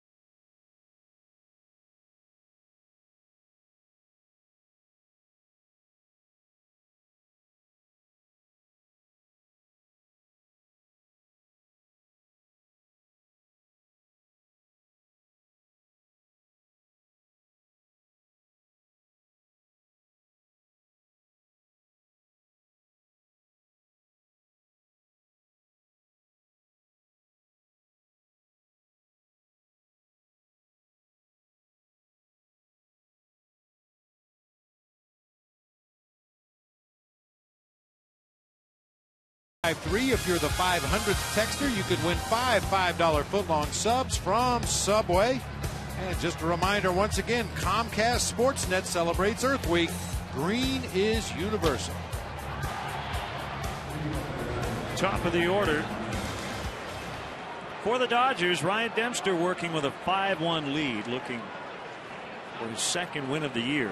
Again, 4 starts coming in without a quality outing. He's also trying to snap a 5-game losing streak here at Wrigley Field. Cornerman in against Aaron Miles, who shoots one the other way for a base hit.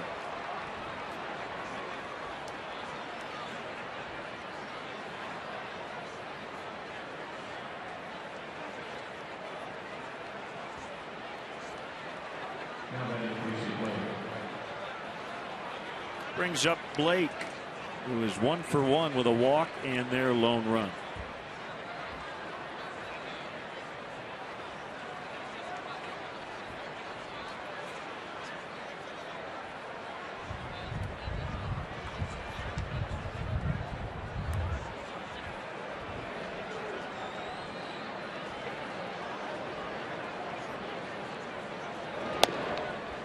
Fastball is up for ball 1.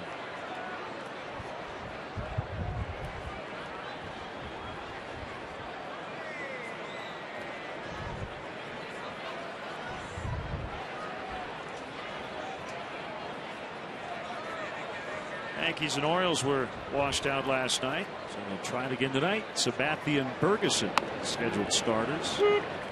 Yankees leading the American League East by 2.5 games starting play today.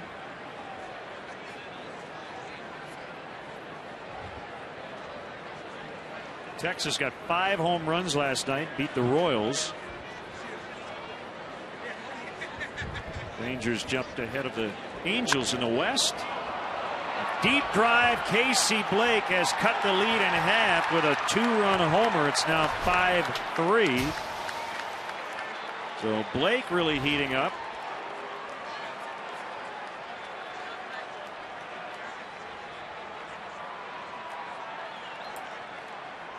It's his 4th hit of the series. A hanging slider on that inside part of the plate. Blake with a nice short quick swing, got the barrel of the bat on the ball. Soriano only took a couple of steps before conceding that that one was going to end up in the bleachers.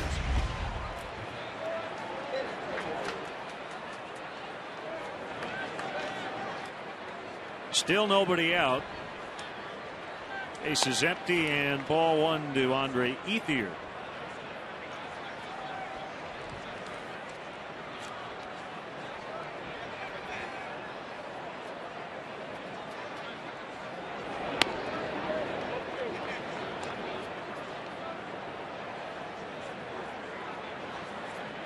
Blake kind of snuck in under the radar in yesterday's ball game as well. Got a couple of base hits, drew a walk, scored 2 runs. All the attention was focused on the guy at the plate and the man in the on-deck circle. What a pick by Ramirez. Throw to first. He gets it. It was a wicked hop, and Ramirez fielded it cleanly and gets Ethier. And that ball off the bat of a left-handed hitter, when he hits it hard like Ethier did to the left side, you're never quite sure what that bounce is going to do. There's a little side English on the ball, maybe a little backspin as well. Time Ramirez with 2 steps and a dive to his left throws on in plenty of time to get Ethier at first.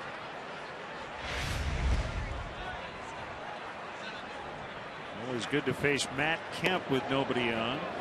Ball 1.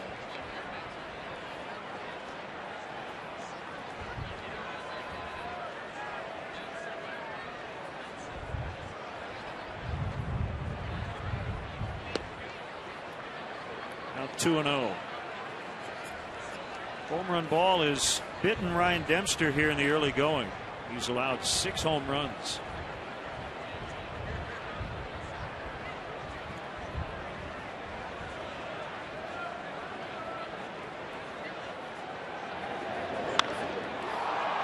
That one will get out as well. Matt Kemp with his 5th of the year. It's 5-4.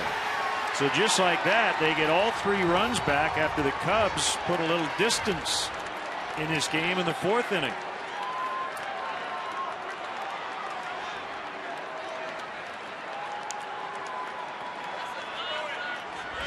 That ball got out of here in a hurry.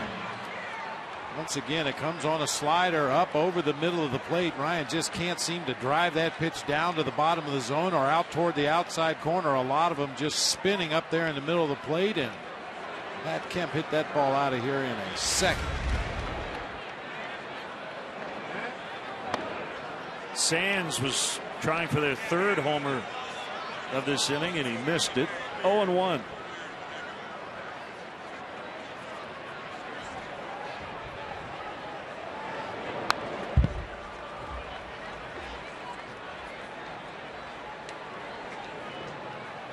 He still has the lead, but it'll be another non-quality start for Ryan Dempster. They have scored 4 runs. Swing and a miss. Sands punches out.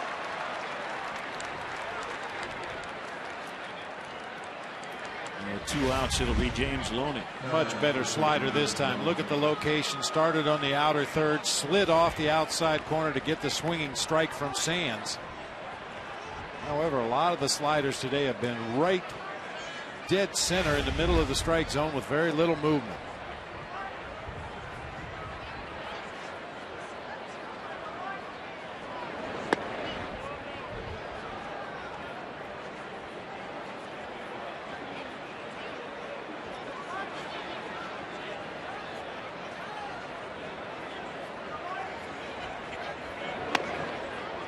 Two and 0 now. Starting to even out a little bit over in that AL East. Boston is now on 6 of 7 after starting the year at 2-10. So everybody in that division, at the very least, is within 3 games of 500. The Red Sox are 8-11, but only 3.5 out.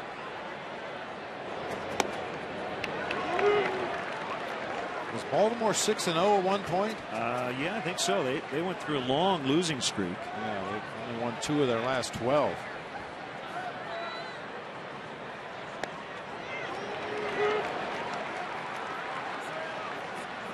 To Loney. That's why we don't start postseason baseball in the middle of April. That's right. Got to play all summer.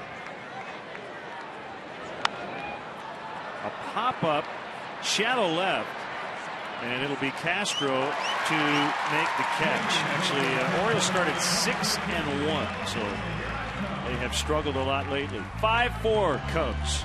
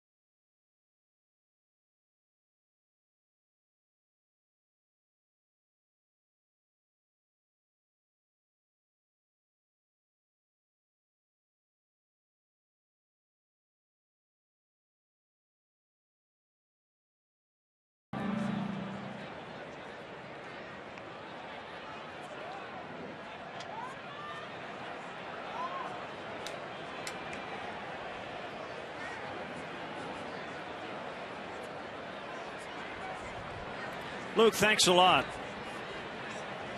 5-4, the Cubs with a lead. Each team with 3 runs in the last at bat. As Ramirez takes ball 1 low from Ted Lilly. By the way, the scoring on the Darwin Barney attempt to steal second base. No steal. Obstruction on the first baseman, Loney. He gets an error. Into right as Ethier drifts to his left. 2 hands on it. 1 away.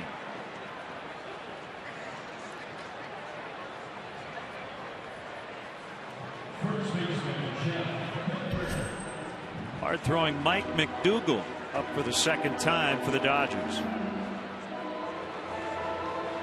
Gorgeous day here at the ballpark. Come on out. 4 games left on the homestand after today. The tickets are still available. Dodgers and Cubs tomorrow. Rockies come in Monday through Wednesday.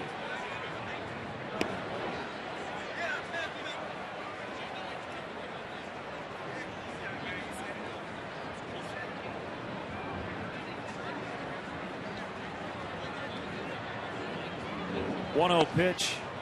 Now 2-0 to Baker.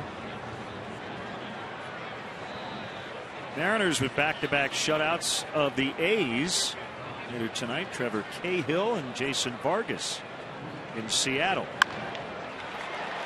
Baker with his first hit today. It's 11 for the Cubs.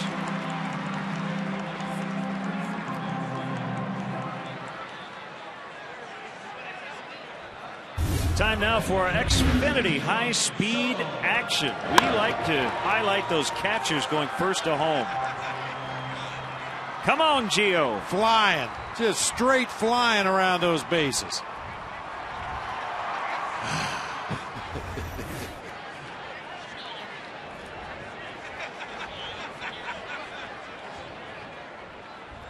There comes Don Mattingly.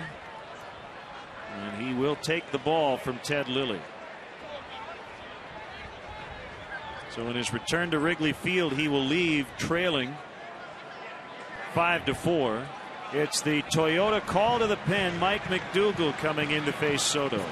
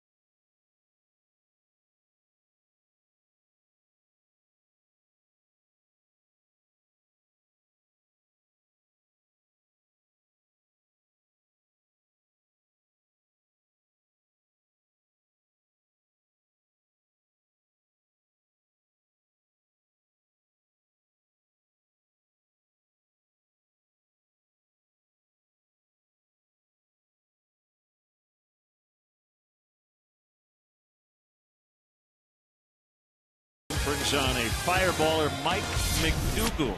Well, throughout his career, his fastball has averaged around 94, 95, 96 miles an hour. Just trying to put it all together. Off to a good start here with the Dodgers this season through 8 appearances. And with the all right-handed hitting lineup, you just knew Don Mattingly was going to go to a righty in relief of Ted Lilly. Also because he has no lefties available in the bullpen. Boy, you're good. You knew he was going to go with a righty, didn't you? Yeah, I did. You held out on me. You didn't tell me. McDougal's issue throughout his career has always been the inability to consistently throw strikes, because when he's in the zone, he is tough to make solid contact against. Was an all-star back in 2003 with Kansas City when he saved 27 games. Baker at first, 1 out, and Giovanni Soto at the dish. McDougal, tall and lanky, 6'4", 175.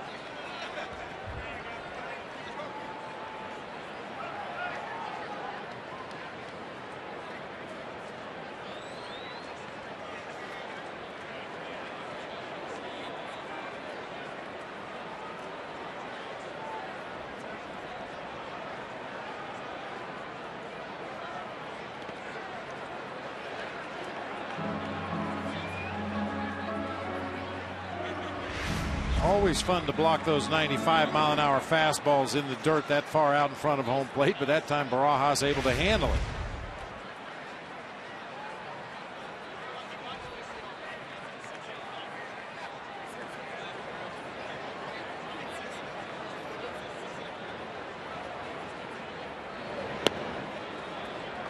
Dougal all over the place. Now Barajas will try to get him straightened out.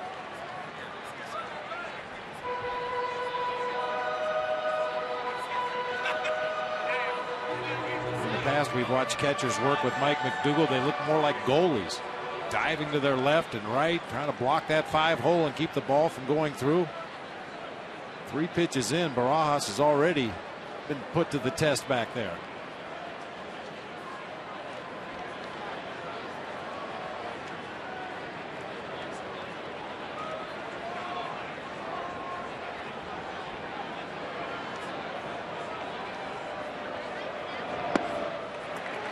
Missed again low for ball 4.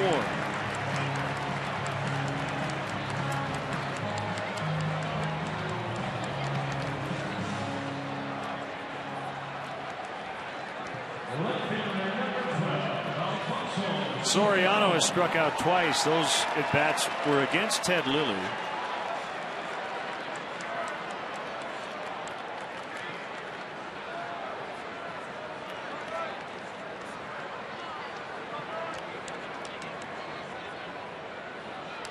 The wind has calmed down for the time being.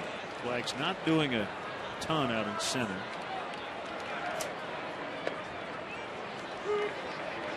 As I say that, they just started to kick up again.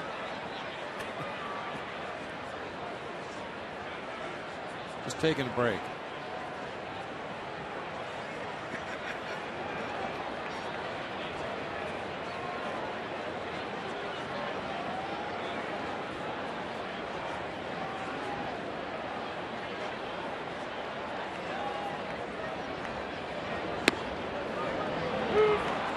Two, that was a pitcher's strike, not only 96 but well located. 4 pitches to Gio, none of them close to the strike zone. Fonzie steps in and McDougal dots the inside corner and then comes back with a slider on the outside corner to jump ahead 0-2.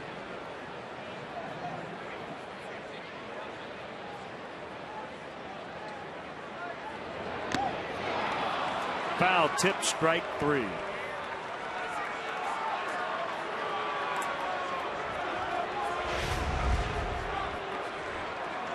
Sliding out off of that outside corner. Not a lot of movement on that McDougal slider. He throws it at 84 miles an hour, but perfect location, leading Soriano right out of the zone.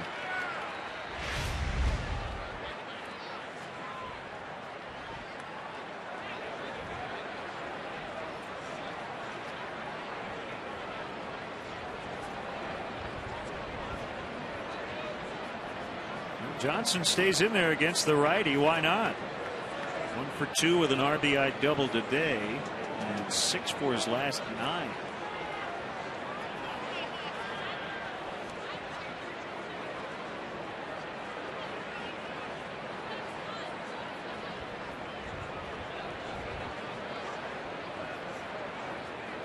Only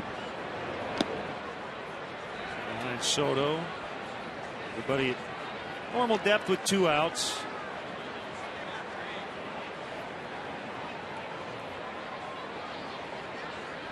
I think if Reed Johnson were hitting in another spot in the lineup in this situation, you might see him try to drop down a bunt for a base hit. Casey Blake is playing way back at third, as is Loney at first. McDougal not a good fielder on the mound, but Always have to think of who am I setting it up for, and Ryan Dempster's a hitter in the on-deck circle. So Reed Johnson's going to try to drive in that run from second.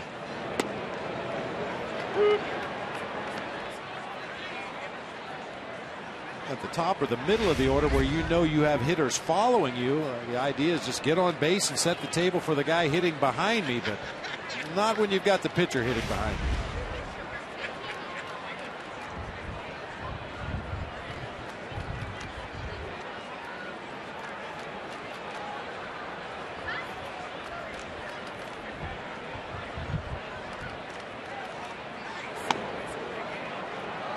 Two and one.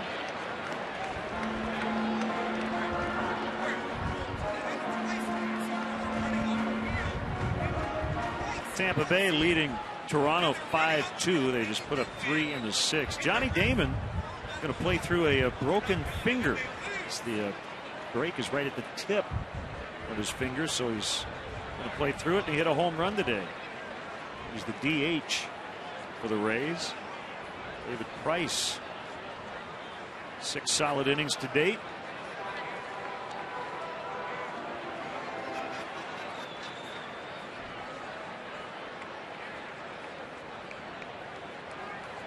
Game in the top of the 7th.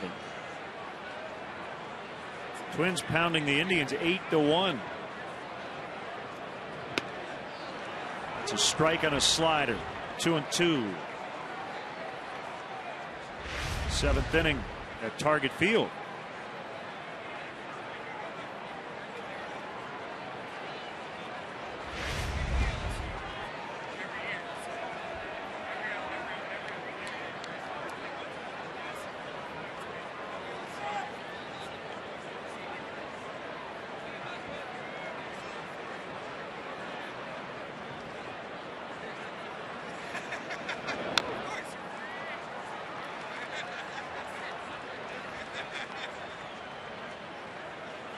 Started late in New York.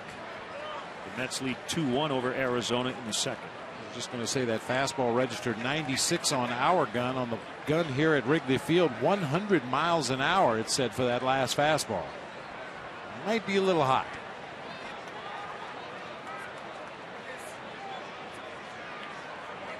It's the gun heating up with the weather. Absolutely. McDougal's next pitch.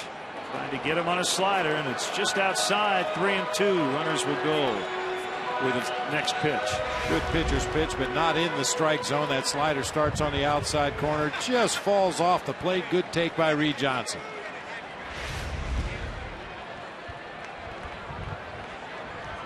See if Gio can score from first base again.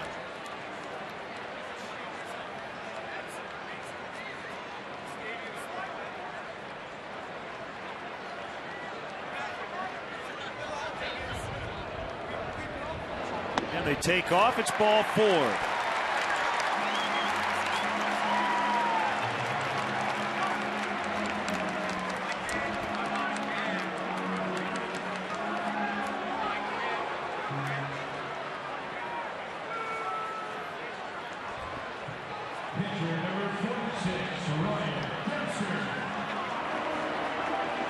Demps, turn it up a little bit. Fastball's going to be a lot more firm than anything you saw from Ted Lilly in your first 2 at-bats of this game.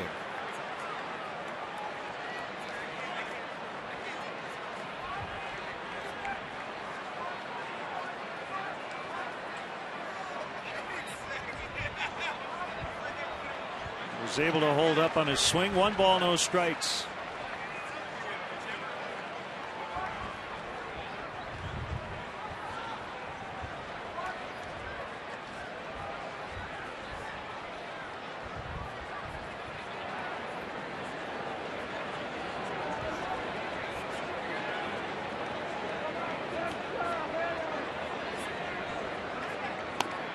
Taken all the way. Dempster was not going to swing, and it's 2-0. I think that's a good approach in this situation. Obviously, everybody wants to swing the bat and do some damage with the bases loaded, but I'm not so sure Mike McDougal can throw 3 strikes before he throws 4 balls. Way up out of the strike zone with a 94-mile-an-hour heater. Rick Honeycutt will go out and chat with him. Say, I'm not very good at math, but you need to throw 3 strikes before 2 balls here. I think Dempster will at least take 1. I would think so. I mean, if Ryan had a little more of a track record as an offensive player, maybe like Carlos Zambrano or the young Casey Coleman, we've seen him swing the bat extremely well, then maybe you turn them loose knowing that they're not going to chase a pitch out of the zone. But with Ryan, I think they'll have him take until McDougal throws him a strike. And there it is. Which, as always, leads us to believe that Rick Honeycutt told him throw strikes. Throw strikes. Good meeting.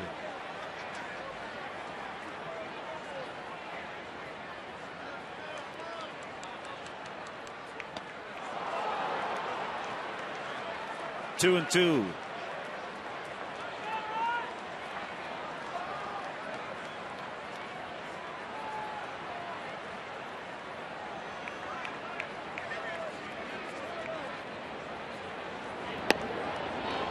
Full count, 3-2.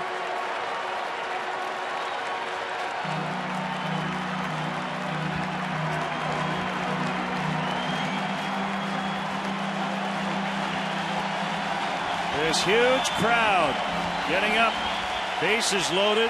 3-2. 2 outs in the 5th. And the pitch. He struck him out swinging. Cubs leave the bases loaded. They still lead by a run after 5.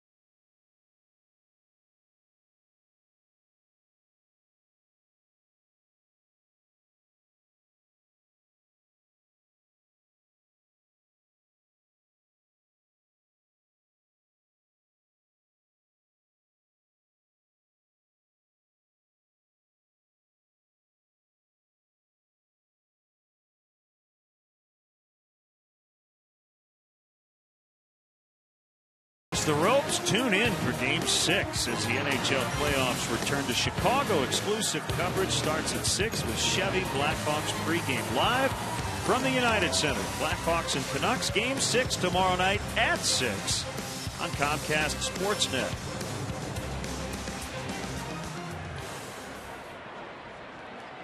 Ryan Dempster maintaining a 1-run lead.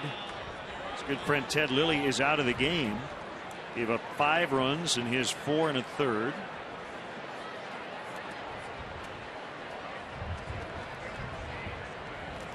Bottom 3, Barajas, Carroll, a pinch hitter for the Dodgers.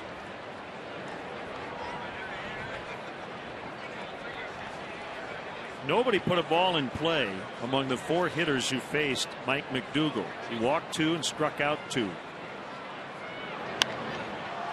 High in the air, that ball carrying Marlon Byrd back on the warning track. Gone. Rod Barajas has just tied the game.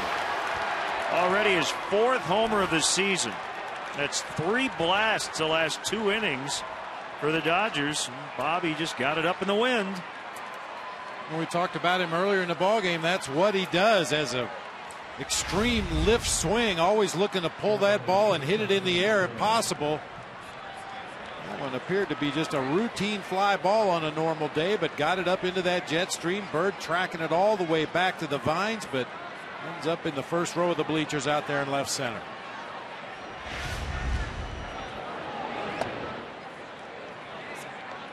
That gets Lilly off the hook. Ted will get a no decision today.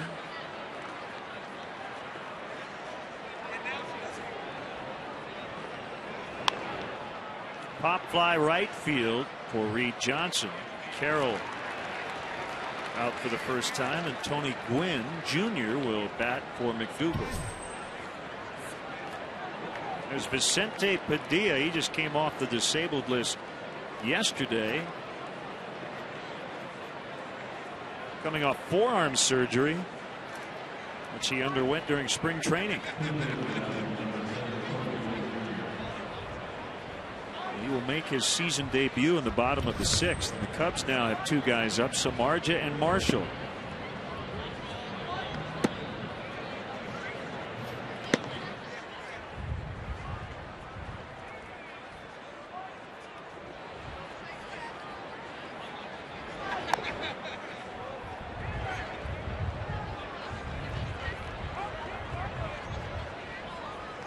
One and 0 on the pinch hitter Tony Gwynn.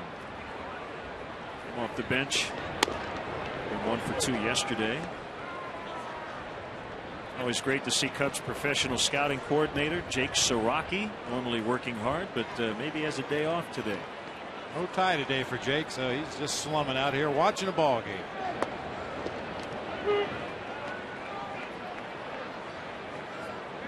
Don't see any charts or anything.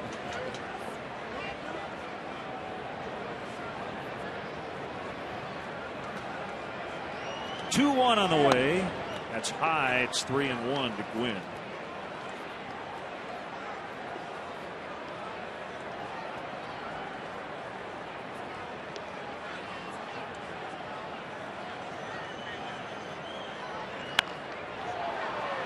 Soriano coming in, gets by him. That's trouble. Gwynn trying to make third. The throw's going to be offline.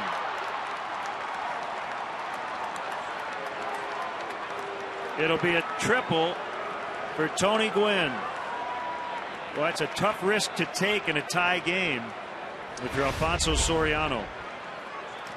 Well, we've seen fly balls carry a lot deeper than we anticipated. It looked like he was in pretty good shape right there. I don't know. Thought he was going to make the shoestring catch. Just got underneath his glove, rolls all the way out to the warning track where Marlon Byrd had to come over and track it down. Still had a shot at Gwynn at this point, but Marlon's throw back to the infield, you could see it sail by there, was way to the infield side of the bag.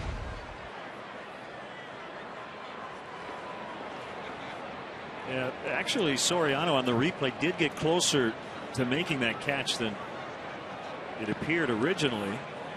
And once it got by him, Gwynn had his sights set on 3, and that'll require now the Cubs to bring the infield in with the go-ahead run only 90 feet away. Good contact guy in Aaron Miles.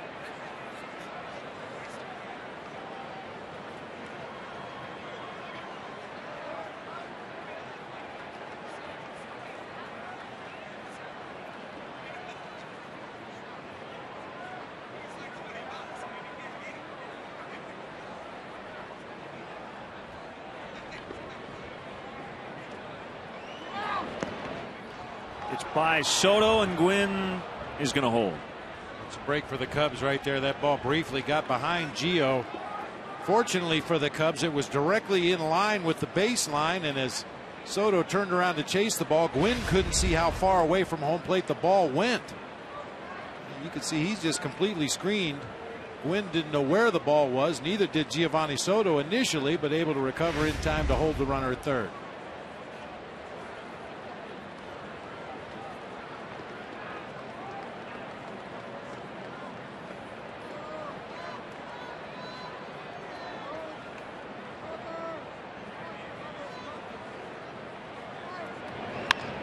Ground ball as Castro backed up. They'll get the out at first. Gwynn stays at third.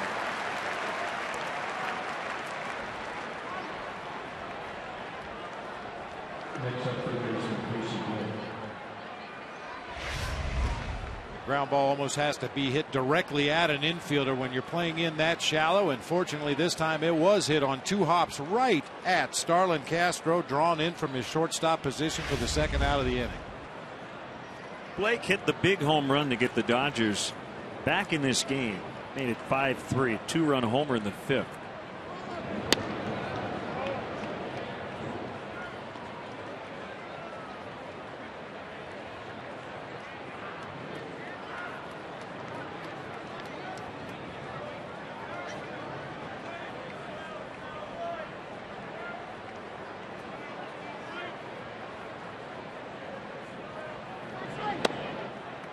High for ball 2.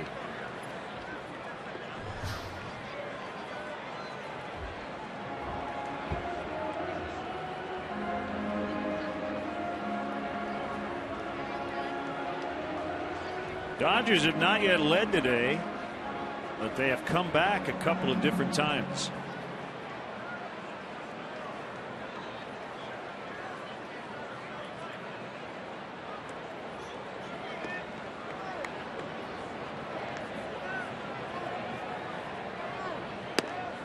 Three and 0.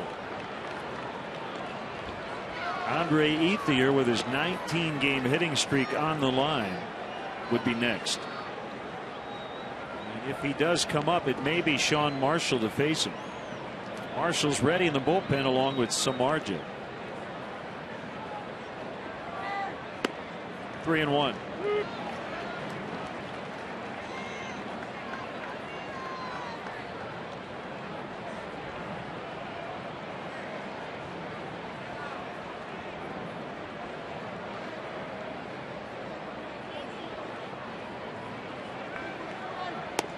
There's ball 4. And that will end Ryan Dempster's afternoon. Toyota call to the pen brings on Sean Marshall. We'll be back.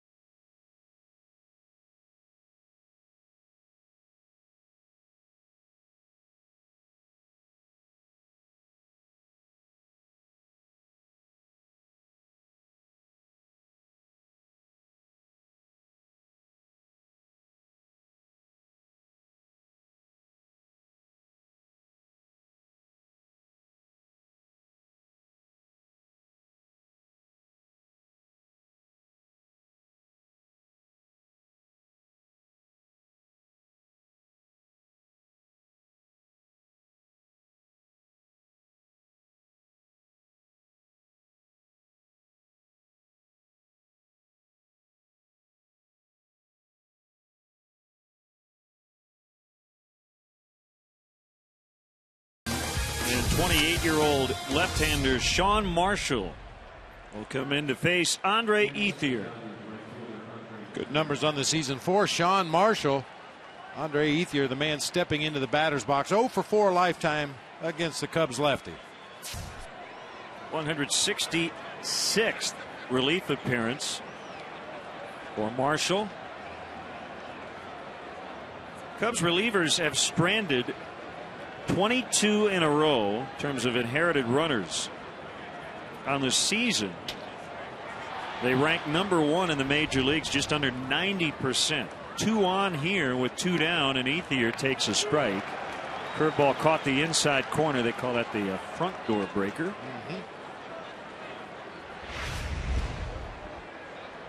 breaking ball pretty much starts right at Andre Ethier. Just does drop down to the inside corner for strike one.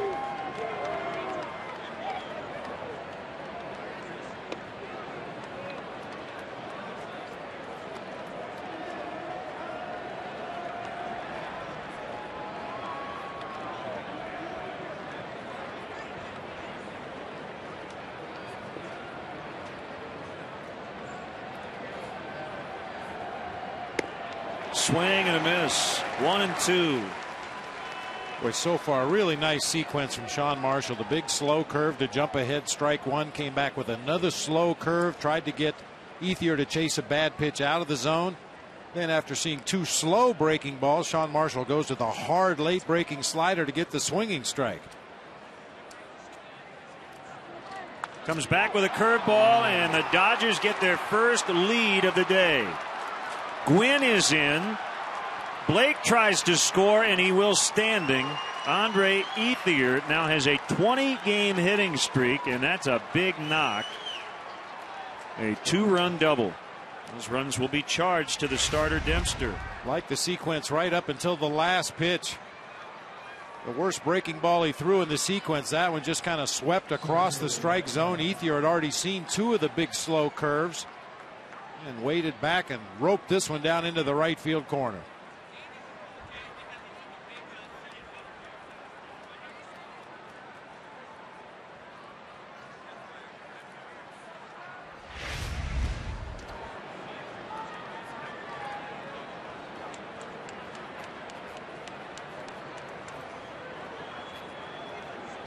This time Marshall's given up inherited runs. He was 2 for 2 going into today. 0-1 to Matt Kemp. 2 for 3, a home run and 2 knocked in.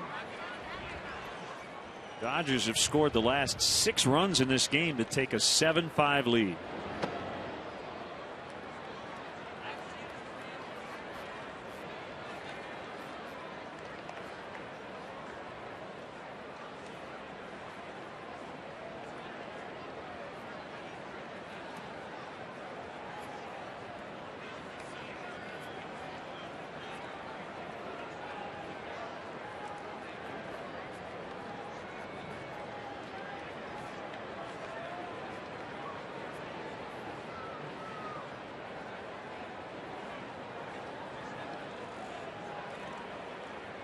Well, the Cubs got their big lead by stringing together a lot of hits in an inning, doubles and singles. The Dodgers have gotten back in it with extra base hits, home runs, and a triple and a double in this inning. Now, I was just going to say, Len, that still 12 outs to work with offensively in this ball game for the Cubs. They've had some opportunities already in this game and failed to cash in when they could really put some distance between themselves and the Dodgers. And now the Dodgers have crept back into the lead. They're going to bemoan those runners left on base. Kemp chased, and that will be the inning. But they get 3 big ones and now lead by 2.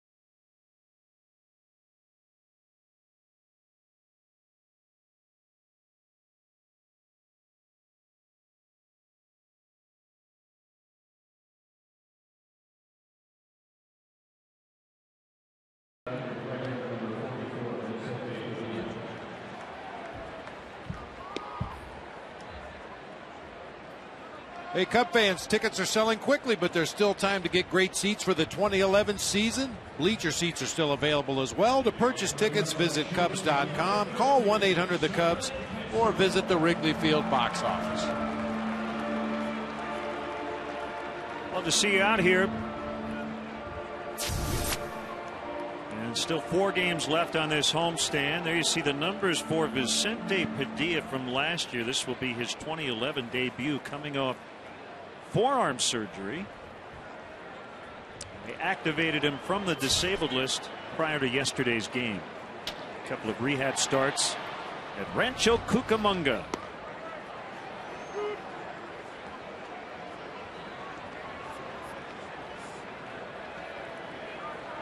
So the Cubs down for the first time, 7-5.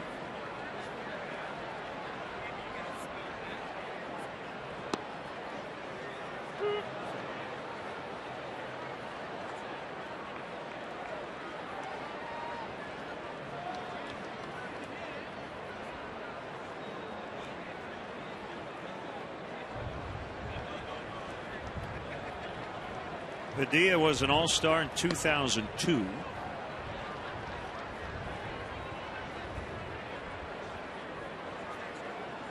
Chinandega, Nicaragua. 6 feet, 232 pounds. 33 years old. There's a couple different fastballs, a sinking fastball and a four-seamer that will stay fairly straight. Making that transition to a reliever. It's a ground ball out. Blake throws out Starlin Castro. We'll also see Padilla throw a curve, an occasional slider, occasional straight changeup. Especially when he was in the starting rotation, he would mix all those pitches. But pitching out of the bullpen, it still remains to be seen what his arsenal will consist of. He was a reliever right when he began his career with Arizona and Philadelphia, but then made the transition to a starter, and he really has been in a starting role since 2002.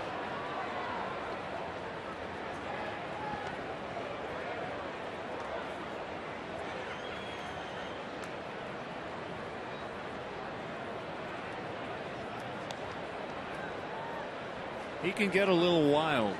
He's hit a few batters over the years. I'm not sure how wild he was when he hit those batters, but yeah, he does punk the occasional opposing hitter, as does Ted Lilly. If you want to get in a beanball war with the Dodgers, you better be prepared.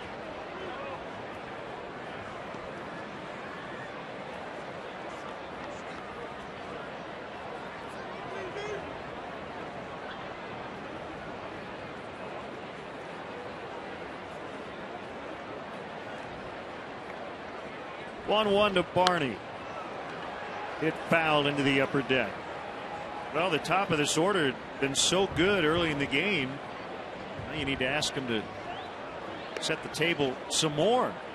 Castro just made his first out. Barney is 3 for 3, has knocked in 2.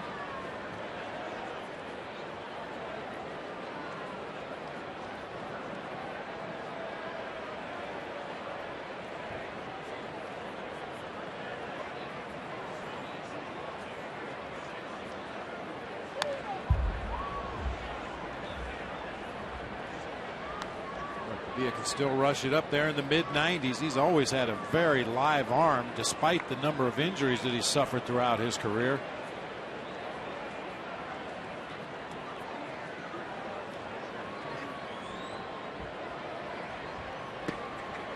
Called strike 3. 2 down.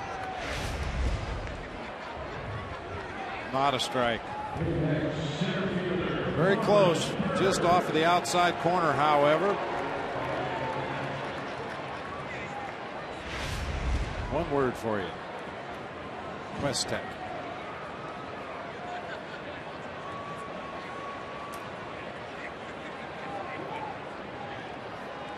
Bird 2 for 3. These guys are former Phillies teammates.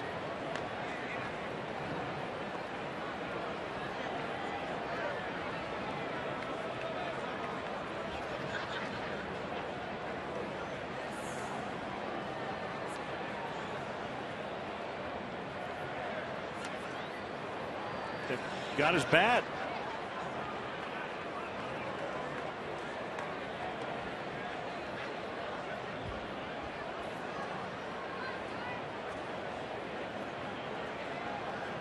Did that hit his bat? It sounded like it. No, it was glove. Okay, it was a glove. It sounded like it hit wood, but instead it was leather. Doesn't really matter at this point as Blake gets his man. Cubs go down in order. Diaz strong in his season debut, 7-5.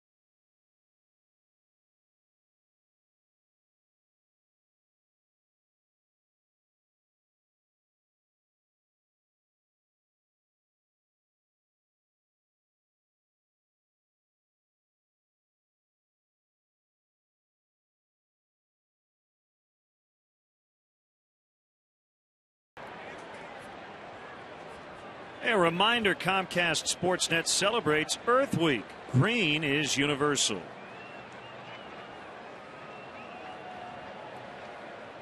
Dodgers won 12-2 yesterday, and they have made a big comeback today, down 5-1 at one point. They now lead 7-5. Sean Marshall getting into the seventh here. Gave up the two-run double to Ethier. Those runs charged to the starter Dempster. And he struck out Matt Kemp. And a strike, 1-1 on Jerry Sands. Matt Guerrier, former Twin, up for L.A. Will Butler and Marika Anthony Shaw from Arcade Fire. They will conduct the seventh inning stretch. They won the 2011 Grammy for the Album of the Year, The Suburbs. In town performing at the UIC Pavilion.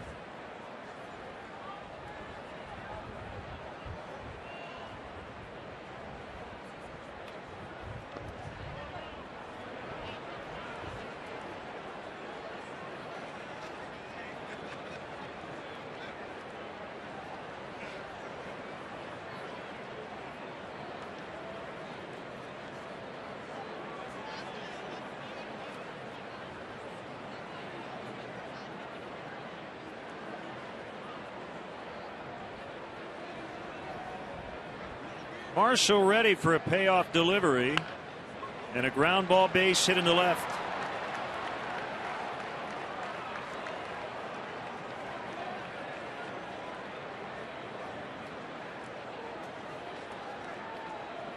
Like a breaking ball, and you know, with Sean Marshall, Bob, you're going to live and die by that breaking ball. That's his bread and butter. Yeah, ideally he keeps it down in the zone, keeps it out of the middle of the plate. That's just what he does. You know, he's got tremendous command of two breaking pitches. His fastball is above average, but he has the ultimate confidence in those breaking pitches.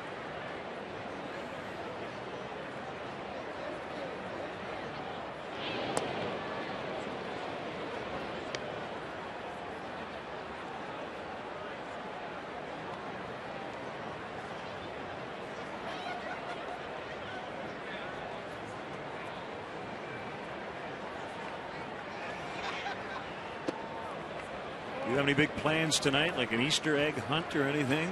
I know we'll be working tomorrow on a holiday. I'm just going over to my daughter and her husband's house tonight. Barbecue some burgers. Very nice. Yeah. You know, when the sun comes out, you got to fire up the barbecue.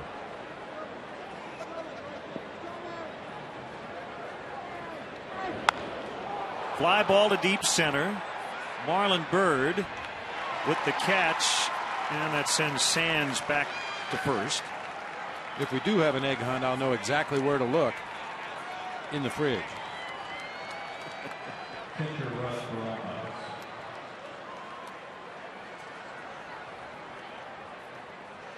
Barajas tied the game with a leadoff home run in the 6th. I know you've got big plans tonight. Oh, yeah, I've got a little birthday party to attend, and then going to check out Material Issue over at Abbey Pub. Nice. Reconvene for the 20th anniversary of your International Pop Overthrow album, which the festival's named after.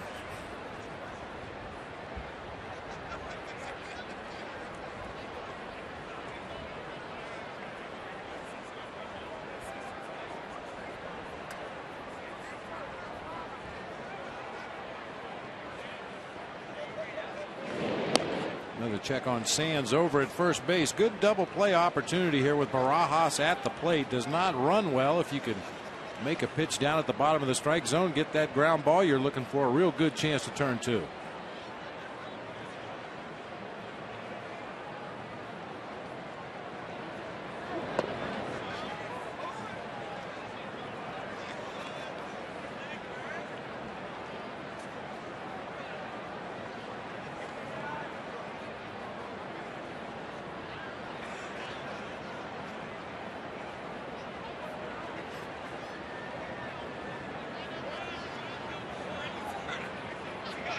Runner goes, called strike, and the throw's going to get into center, and Sands will end up at third. It'll be a stolen base and an error.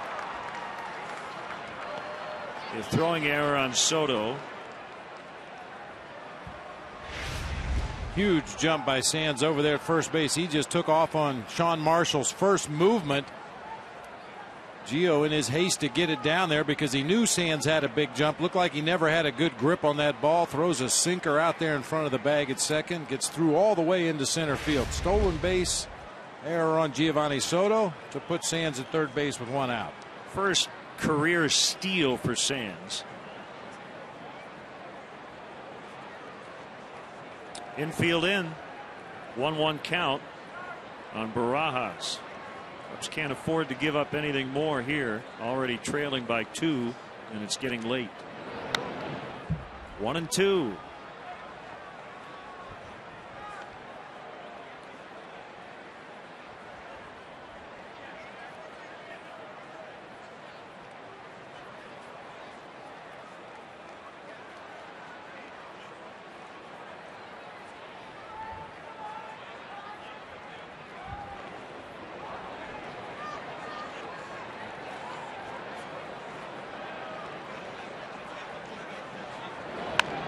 Ground ball, runner goes. Throw goes to the plate.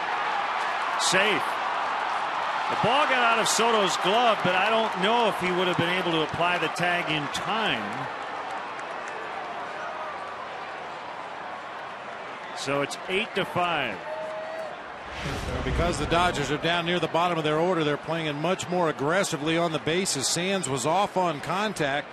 Looked like the ball beat him to home plate. Unfortunately, Castro's throw is a tough short hop for Giovanni Soto to handle, and ball trickles away as Sands slides home with the Dodgers' 8th run of the game. Yeah, they would have had him. There's no doubt.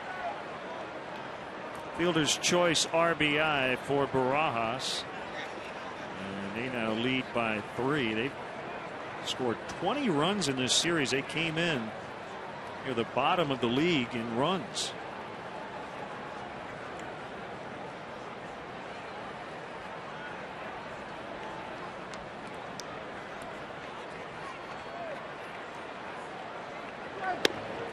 Called strike to Jamie Carroll.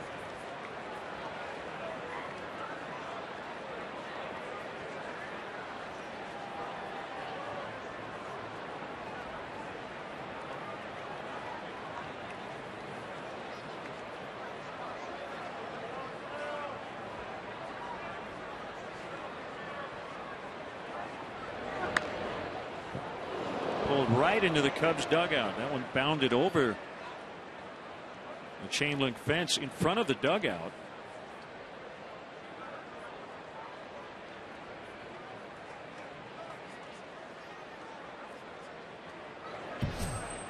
Samardzija ready if needed. Marcus Thames, who came off the bench, hit a pinch hit home run yesterday, is on deck in the pitcher's spot.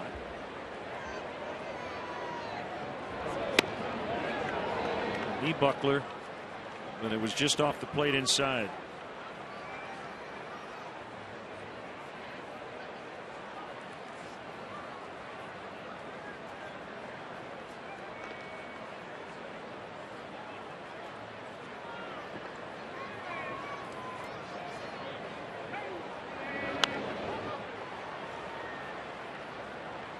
Dodgers have spread it around, so to speak. Blake, Ethier, Kemp, and Barajas, each with 2 RBIs, counting for their 8 runs. Casey Blake has scored 3 times. 2 for 2 with 2 walks and a home run.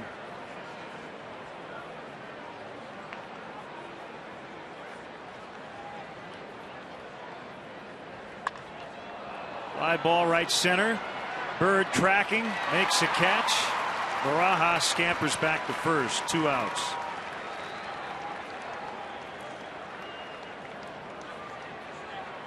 That'll bring up Marcus Thames as a pinch hitter, as Mike Quade is going to go with Jeff Samardzija.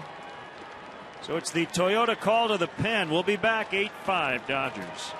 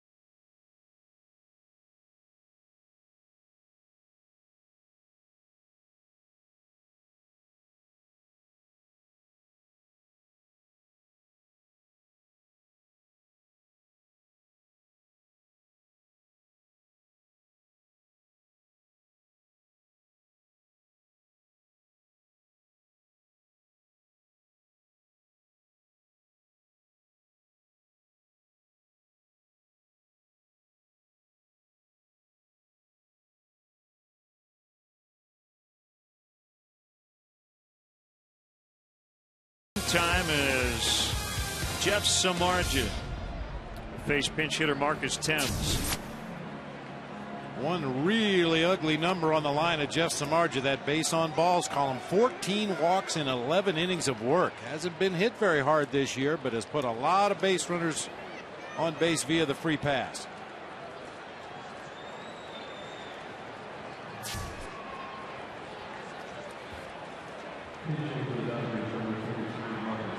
Thames with his 7th career pinch hit home run yesterday, and his 2nd of the year, which leads the majors. He'll bat with a runner on, a run in, and an 8-5 Dodger lead. And he pops it up on the infield. Jeff Baker, battling that wind and sun, makes a catch. Arcade Fire with the stretch.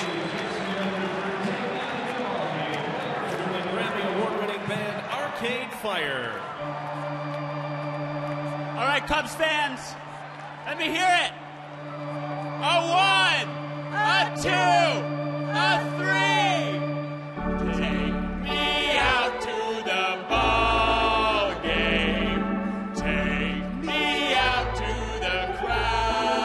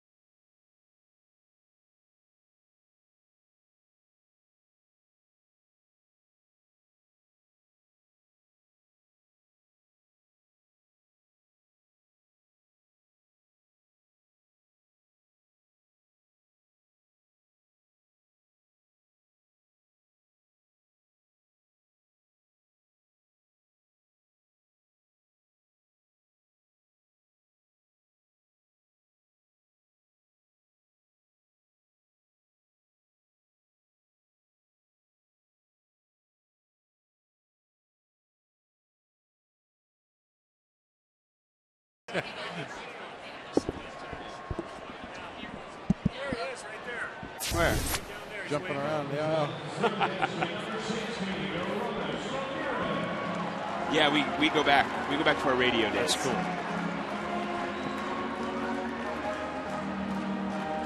Matt Guerrier, right-hander, on for the Dodgers. Great to have with us Will Butler from Arcade Fire, who went to college right up the road in Evanston at Northwestern. Here's Aramis Ramirez leading it off 8-5. Will, great to have you with us. It's good to be back. Good to be back in Chicago. So 3 big shows at the UIC Pavilion. Yeah. And I've talked to a lot of people actually up here in the press box who were at last night's show, and they said it was awesome. You didn't keep them up too late, I hope. Not too late. I think we were in bed by 11. Or you could have been in bed by 11. I wasn't in bed by 11, but I had to get up early for the game, you know. Yeah, so did everybody else, but he was raving about it, swing and a miss.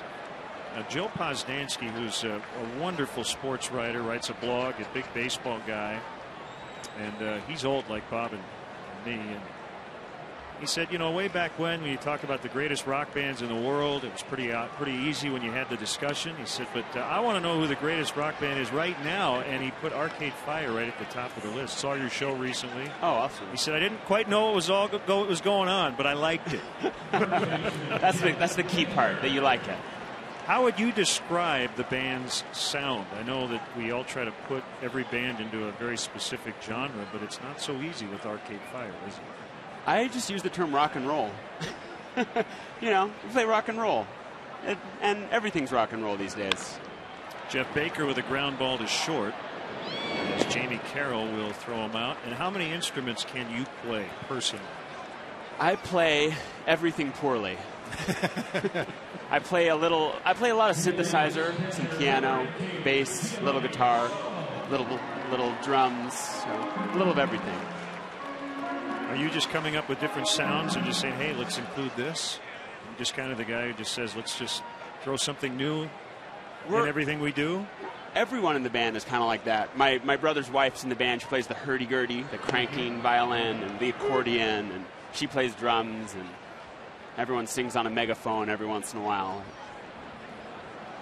Good old-fashioned rock and roll, you know. That's right.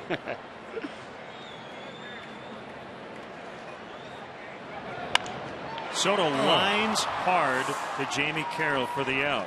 Well, unfortunately, a quick bottom of the 7th, but great to see you back. Have some good shows coming up. Okay? Thanks a lot.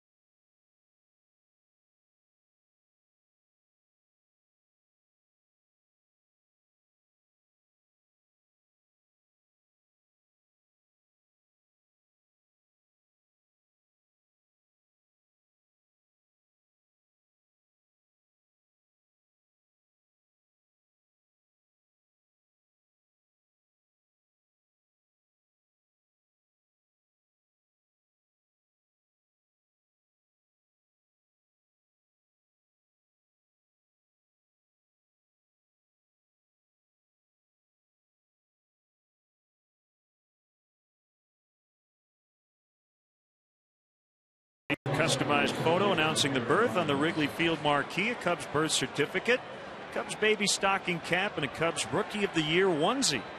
Perfect for parents and friends alike. Visit Cubs.com for more info and to sign up today.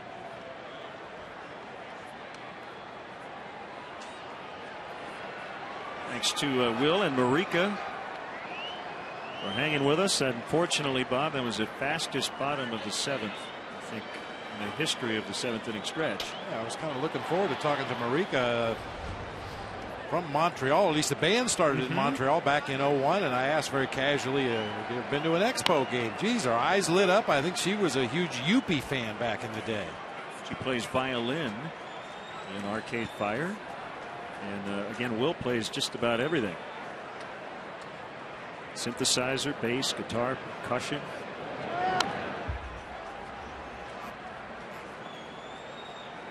Two strikes to Aaron Miles. 8-5 Dodgers. Well, their career has just blown up. I mean, it's great to see.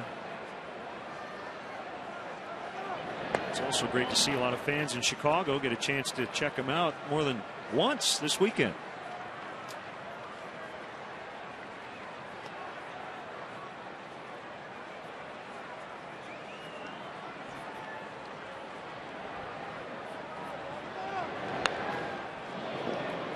Old foul. 41,161. A wonderful sellout audience here at Wrigley Field today. Fans taking advantage of Easter weekend against the Dodgers on a nice day.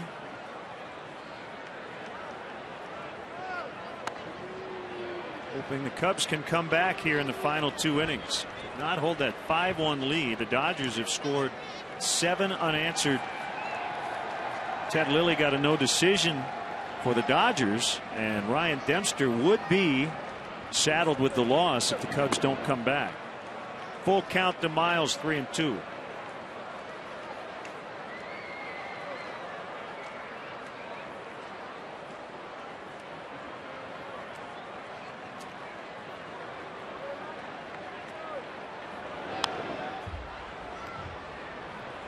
you imagine with Cubs with a couple of more opportunities in the bottom of the 8th and probably the bottom of the 9th, although you'd like to get it done as quickly as possible with big Jonathan Broxton lurking down in that Dodgers bullpen. Now, he has been mortal this year. He's been hit around a little bit. He's had some issues, but more often than not, he's going to come in and put out the fire. One rattling around in the Cubs dugout.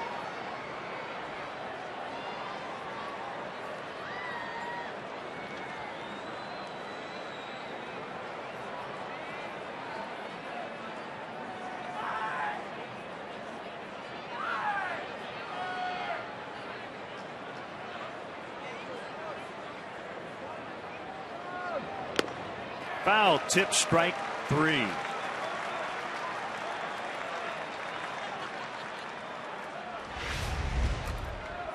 Good battle that time, but Jeff Samardzija ultimately wins with a good fastball at 94 just inside the corner for the swinging strike.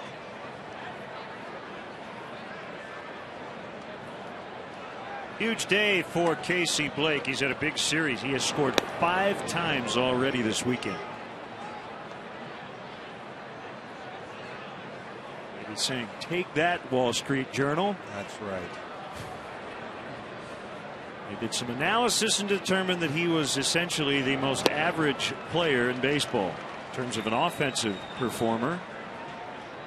Put him right smack dab in the middle. We had some fun with that conversation yesterday, and he has responded by being a lot better than average in the series.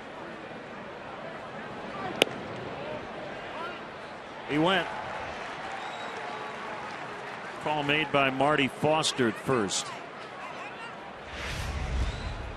I know there are a lot of teams out there that would take Casey Blake as their very average third baseman. He does a lot of things to help a team win a ball game.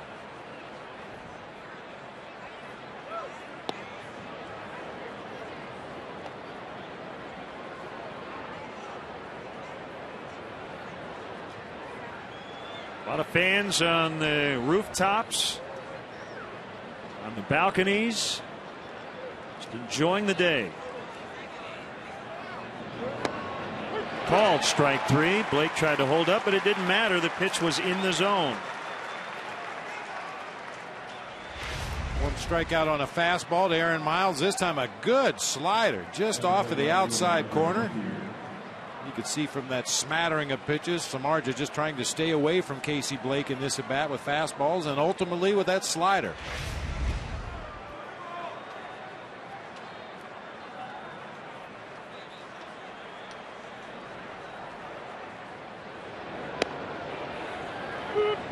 It was Ethier's 2-run double that gave the Dodgers their first advantage. That was in the 6th.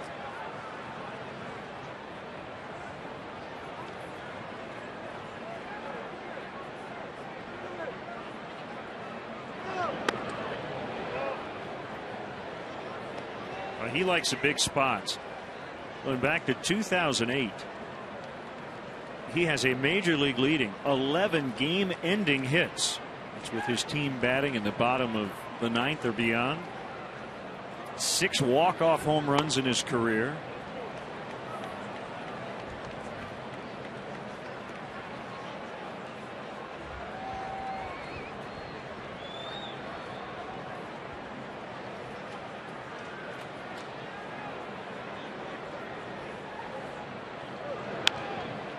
Fly ball down the left field line, and it'll be fouled by about a foot.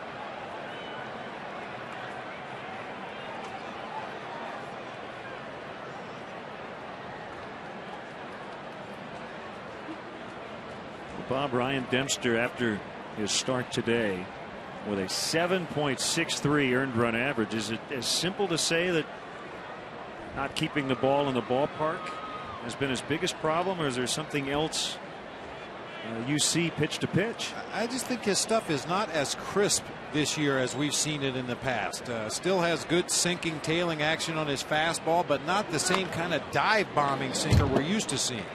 Same thing goes for his slider and his splitter. Very serviceable pitches, but just not as sharp as we saw them last year. Hopefully that will come with a little more arm strength, a few more starts. But you know, I think those are the things that lead to the home runs. The sliders that don't break as sharply as you need them to, and they stay in the strike zone where they get hit hard.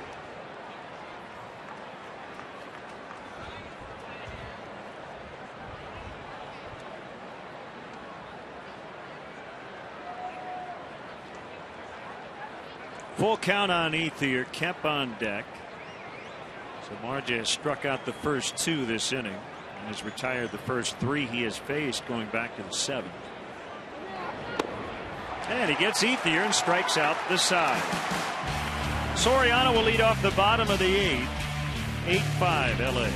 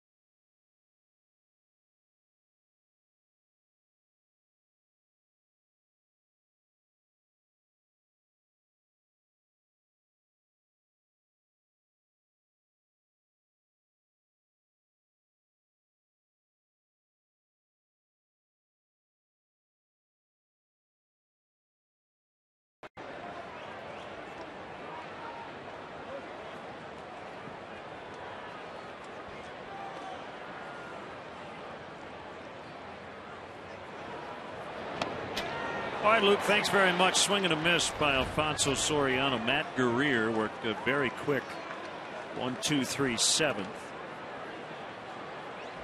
Back out there for the 8th.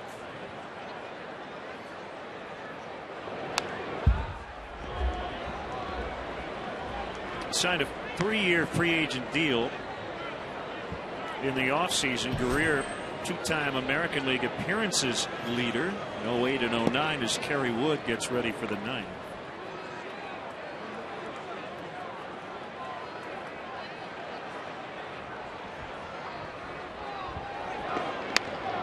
Ground ball up the middle and through for a base hit.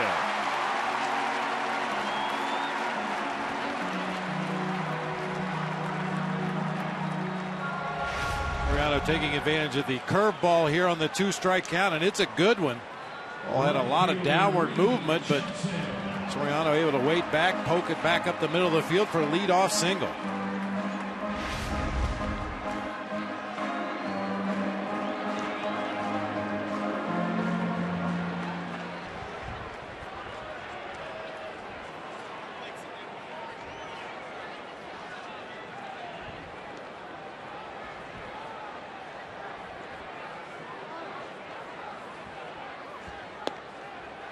Breaking ball low and outside to Johnson.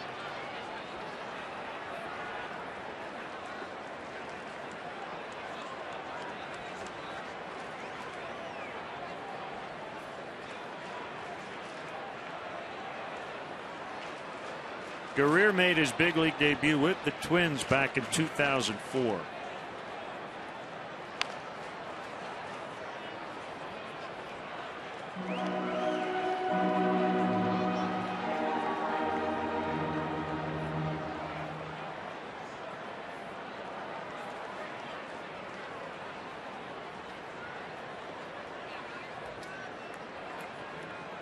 Prior to this series, the Dodgers were struggling in their bullpen. Pretty high collective ERA.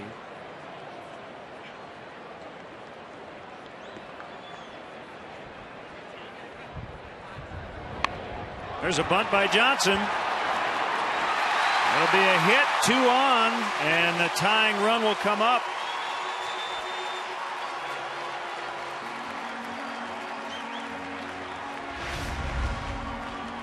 Perfectly executed by Reed. Got it out toward the end of the bat to try to deaden that ball a little bit. Keeps it away from the pitcher, and when Casey Blake fans on the barehanded attempt, the Cubs have it cooking with runners at first and second.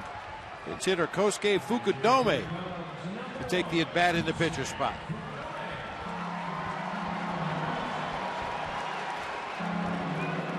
The Dodger bullpen into today with a 5.55 ERA.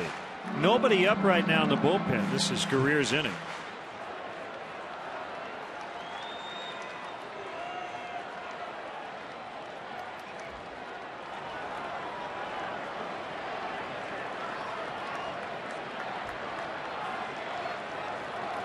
Pinch hitter Kosuke Fukudome. Batting for Samardzija, strike 1. 6-game hitting streak during which he's batted .500. He's hitting .464 at home.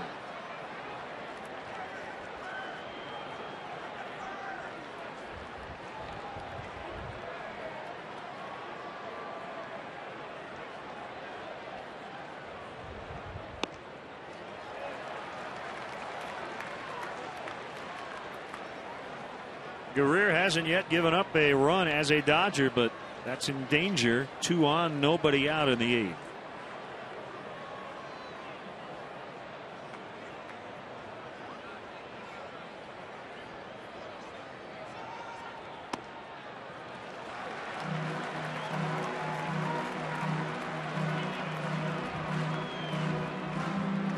Guerrier looks like he's just using his fastball for effect, and when he needs to throw a strike, he goes to either that sharp breaking curve ball or the slider in the mid-80s.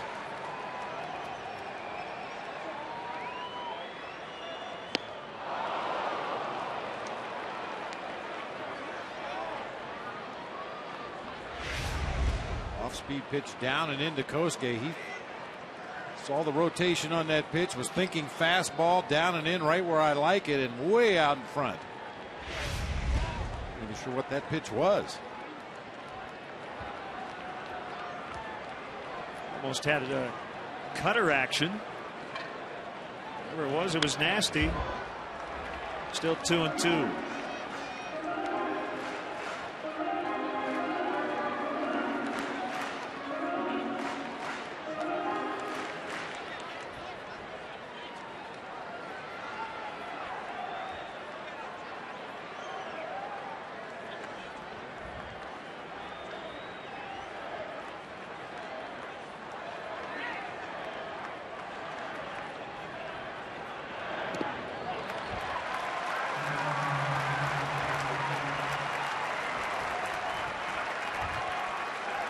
They're making him work here, scattering pitches all around the strike zone. Only one of them really touched the pitch tracks strike zone, and that pitch was called a ball, the second pitch of the sequence.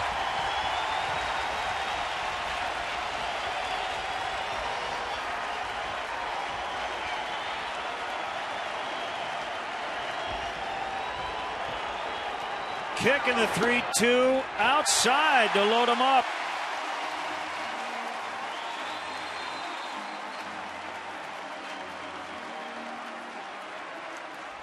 Good battling at bat by Kosuke that time against the guy he's never seen before. Ultimately takes that cutter off the outside corner for ball 4 to load him up for the top of the order in Starlin Castro.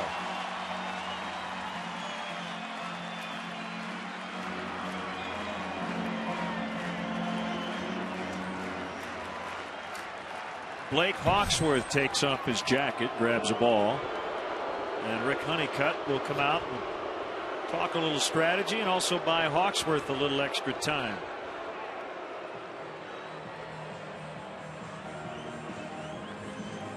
Hey fans, visit the newly renovated Captain Morgan Club at Wrigley Field with more than 30 flat screens, an expanded menu, and an outdoor patio atmosphere. Make it your place to catch all home and away games. The Captain Morgan Club, your neighborhood pet-friendly headquarters and destination place. For more information, including specials and private party options, call 773-404-4750. Reed Johnson fan right there. Yeah.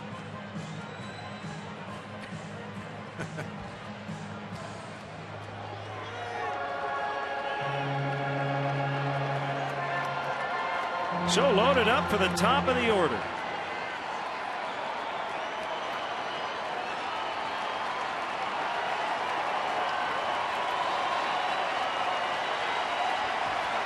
Wind still blowing out a little bit left to right as Castro takes a strike. And that hard slider from Guerrero.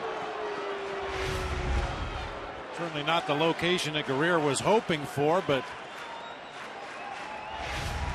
Nelson with the strike call, putting Castro in the hole right away. And a base hit. Soriano in. Johnson scores. Tying run now at third with nobody out. Go-ahead run is on base. 8-7.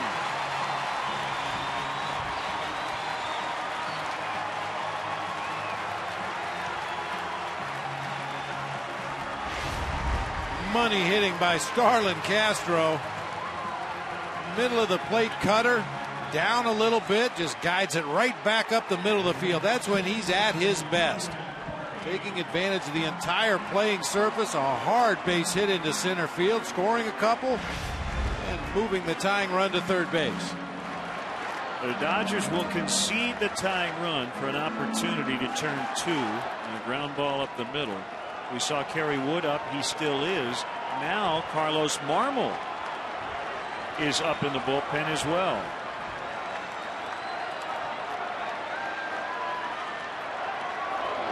Outside to Barney. Runner at third, less than 2 outs.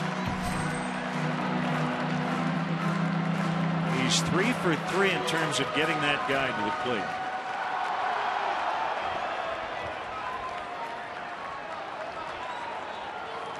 Four-hit game for Castro.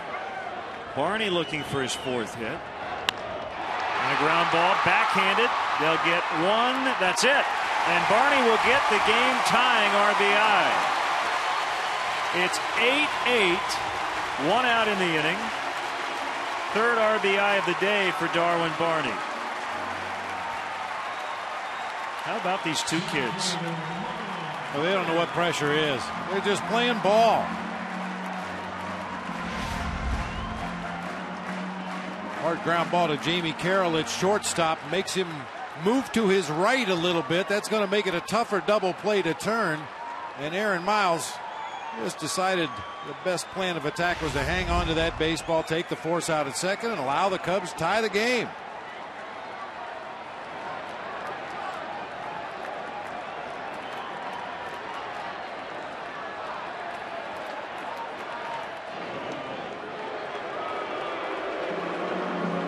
So now Ryan Dempster off the hook for the loss. Both he and Lilly will get no decisions.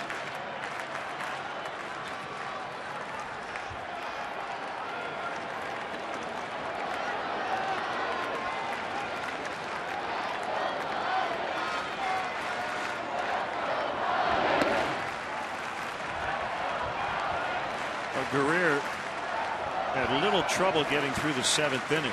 And he's had all kinds of problems in the 8th.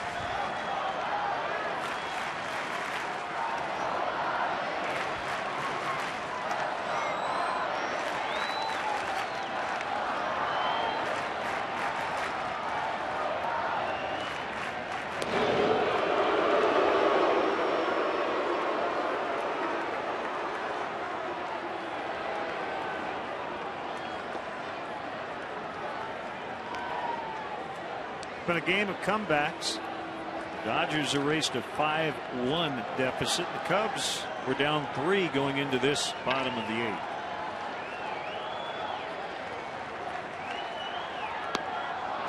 Snap throw to first, and Loney did a good job just to keep that ball out of right field. Like Barajas thought he had a shot at Barney with a good throw. Quick feed, unfortunately for him, he just spikes the ball into the dirt, giving Barney plenty of chance to get back to first base.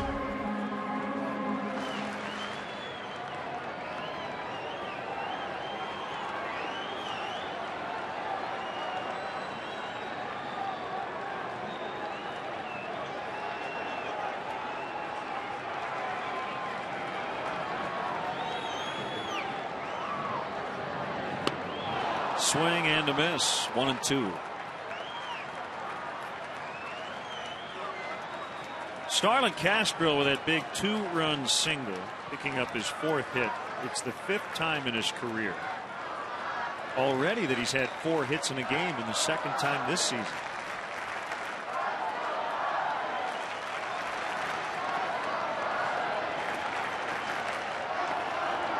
Pickoff attempt at first. Guerrero does not have a very good move. Very slow with his feet, very deliberate with his upper body turn. Barney could probably get an extra step, maybe 2 on his lead.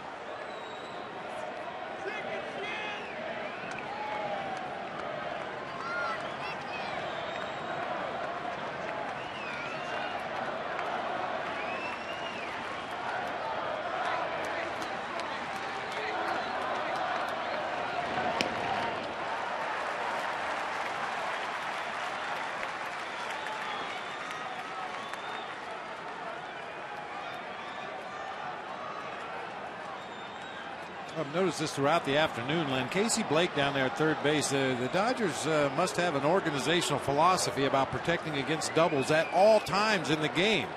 Now, certainly a double now could conceivably score Barney from first base, but I mean, going all the way back to the 1st and 2nd inning of this game, we've seen Casey Blake positioned very close to that third baseline.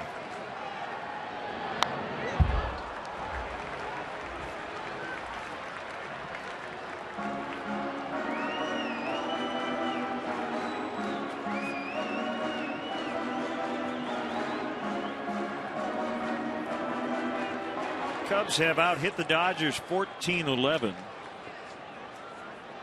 LA has 3 home runs in this game as they not only got back in it but took the lead.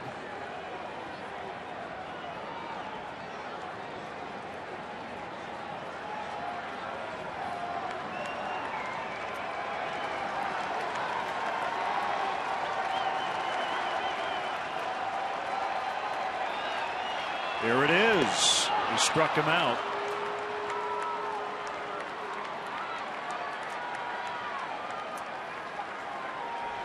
Once again, Guerrero going to the hard slider or cutter.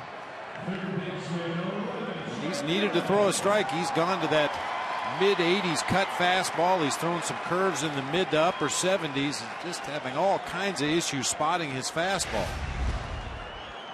Guerrero originally was in the White Sox organization. He went to Kent State, 10th round pick in '99, but again didn't make his debut until a couple of organizations later, the Twins.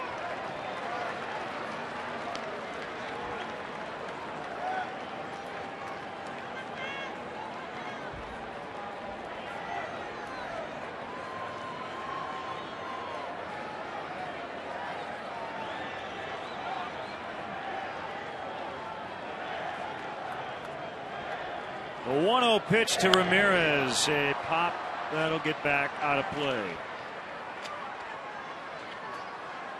Hiroki Kuroda and Carlos Zambrano tomorrow. We'll have it for you right here on Comcast Sportsnet, 12:30. The pregame live. First pitch at 1:20. Z with a 10-game winning streak.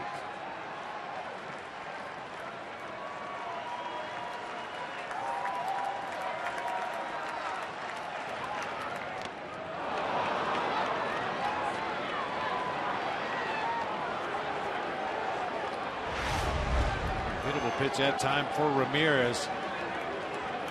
This ball right out over the plate where he likes it and get his arms extended. Unfortunately, just underneath that.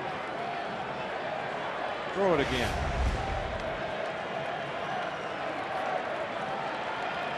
Be another pick at first here on Darwin Barney. We've seen some clubs use trickier pickoff signs this year. But the universal sign for a pick at first is when you see that catcher's thumb pop out. None of the fingers come out to signal a pitch. You just flip your thumb a couple times, indicating the pitcher this is a pick off at first base. Fastball away.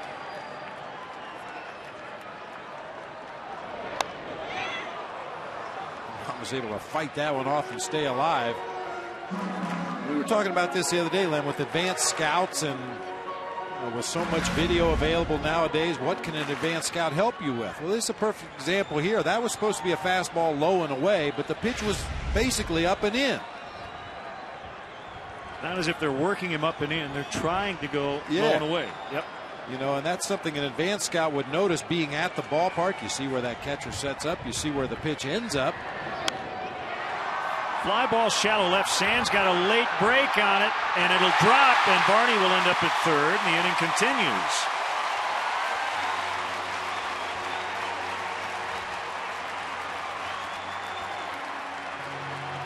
I think Jerry Sands is getting a little gun shy out there in left field here at Wrigley Field. Had all kinds of problems with the sun earlier in the ball game. Let a ball drop. Playing very deep, respecting the power of Aramis Ramirez, and he popped one up into shallow left field. Sands broke back initially, and by the time he recovers, it drops for a base hit. Darwin Barney motoring all the way around to third base. It will be Blake Hawksworth. We have the Toyota call to the pen. First and third. Cubs have tied it. They'll try to grab the lead next.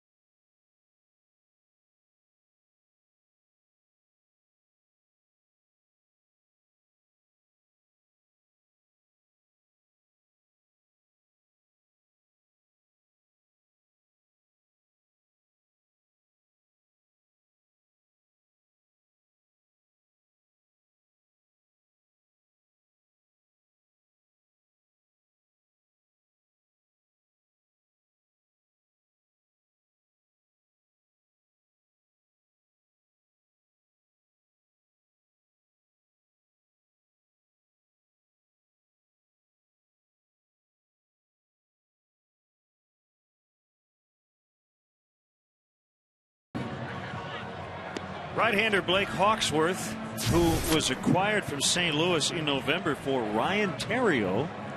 First Dodger trade with St. Louis since 1988 when Pedro Guerrero was dealt for John Tudor. Last time Hawksworth pitched in this ballpark, it did not go well. A very scary moment on September 25th of last year. He took a Sam Fuld liner off his face in the mouth and upper lip area. Took almost 30 stitches. We'll face Jeff Baker with runners at first and third and 2 outs in the 8th. Hawksworth with a 4-seam fastball that'll reach the mid to upper 90s. He also throws a 2-seam sinking fastball in the low 90s, a curve and a slider, and an occasional straight changeup.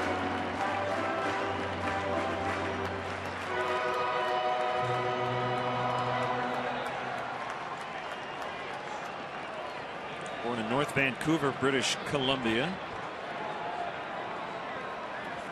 Canadian-born Hawksworth is on in a tie game. Here's the pitch to Jeff Baker, and the Cubs lead.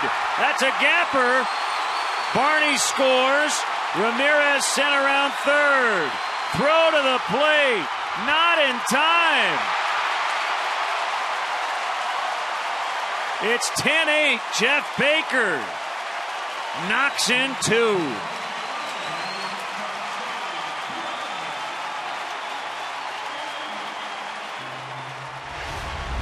Baker jumping on the first pitch. He sees a breaking ball up and out over the plate. Gets it past Andre Ethier all the way to the vines. Ramos Ramirez chugging around from first base. He can talk to Giovanni Soto about that trip around the bases. Not as easy as you think trying to score from first base on an extra base hit, but Ramos is able to do it. Nice going. A 5 spot here in the 8th inning, and now it's Carlos Marmol in the 9th as Kerry Wood has sat down.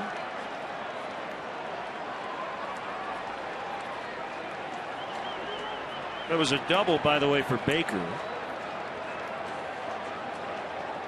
And the 1-0 pitch to Soto. Lined at Blake to end the inning. The Cubs bat around. They get a standing O as we go to the 9th. 10-8 Cubs.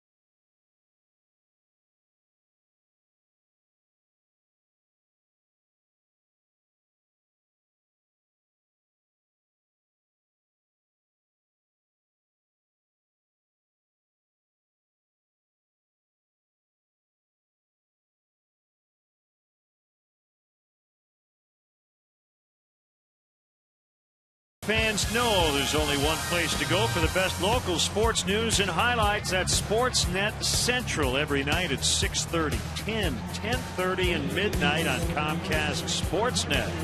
Fans' best friend. Carlos Pena in for Jeff Baker. Just knocked in 2 to give the Cubs a lead again, and the closer Carlos Marmol on to try to pick up the save. Unsuccessful his last time out trying to notch a save, but the Cubs did win the game in extras.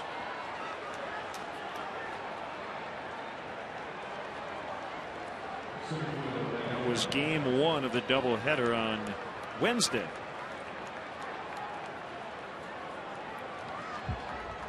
So Margie got the win in that game. Marmol got the win Monday night as he went an inning and a third against the Padres. Strike called on Matt Kemp on a fastball to start the inning.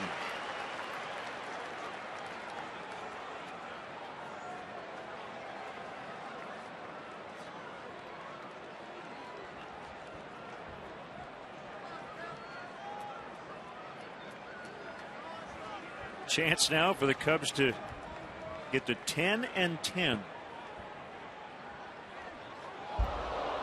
A little bit inside. 1-1. A lot of moving parts in that Carlos Marmol delivery, and it usually takes him a few pitches to get locked in. How Matt Kemp managed to avoid that fastball up and in at 92.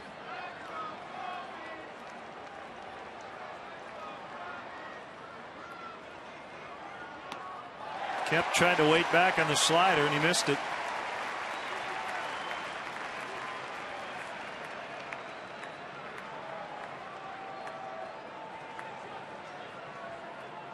Dodger bullpen gave it up. Matt Guerrier scoreless 7th but charged with 5 in the 8th. Kemp laid off 2-2.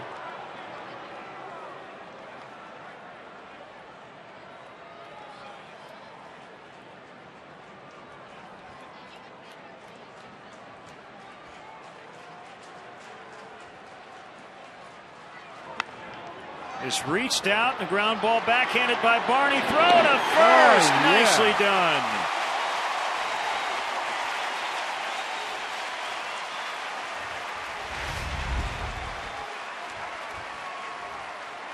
Well, a lot of the defensive attention, and rightly so, has gone to Starlin Castro for some of the plays he's made at the shortstop position, but you can't do it any better than that. Darwin Barney taking a base hit away from Matt Kemp, going way up the middle of the field, throwing off balance and plenty of time for the out.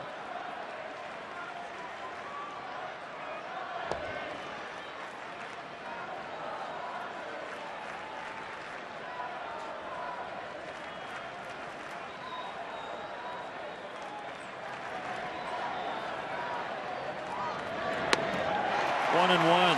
Seen some more fastballs than normal from the Cubs closer.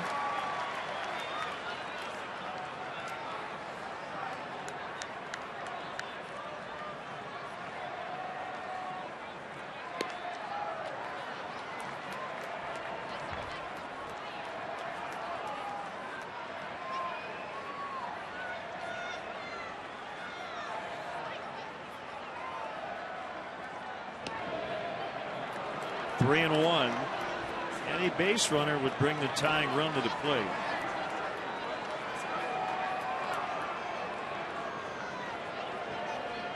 James Loney on deck.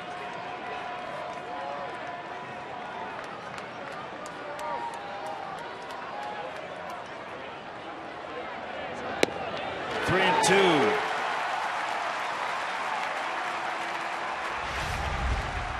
Situation where he needs to throw a strike. He's just as likely to throw that slider as he is his fastball.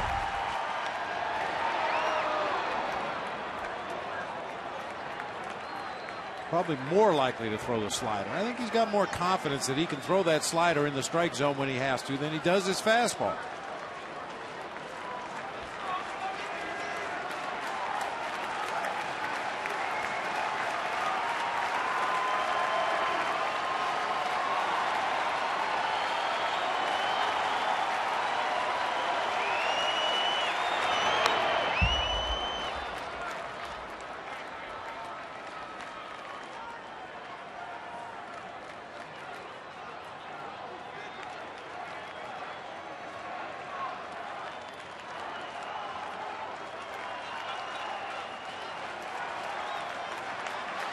Another 3-2, just inside. The slider didn't break quite enough for Marmol. And it's a one-out walk. It brings up Loney. Maybe tried to overthrow that slider, just never really took the break, just kept spinning up there off the plate, up and in. Gio tries to pull it down into the strike zone, but ball 4 to Sands, brings up left-handed hitting James Loney.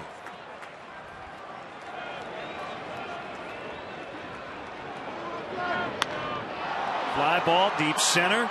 Bird back. He's got room. In fact, comes in a step or two after getting behind the ball. 2 away. Time to check on our GMC player of the game. Guess who? Starlin Castro. 4 more hits. Big 2-run single, igniting that 5-run 8th. 3 RBI, scored 2 runs, stole a base. That's all. Rod Barajas with 2 outs.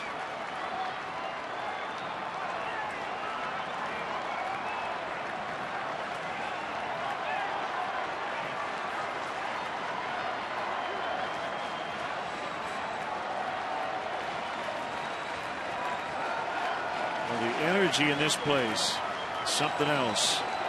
Like the Cubs were going to drop 2 games under for the first time this year, but then they roared back with 5 runs in the 8th. And nobody's left.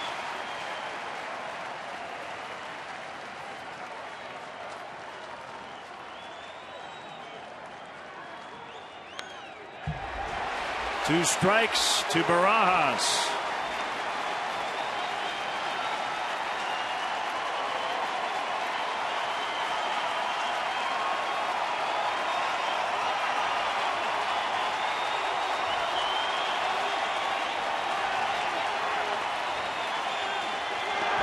Swing and a miss.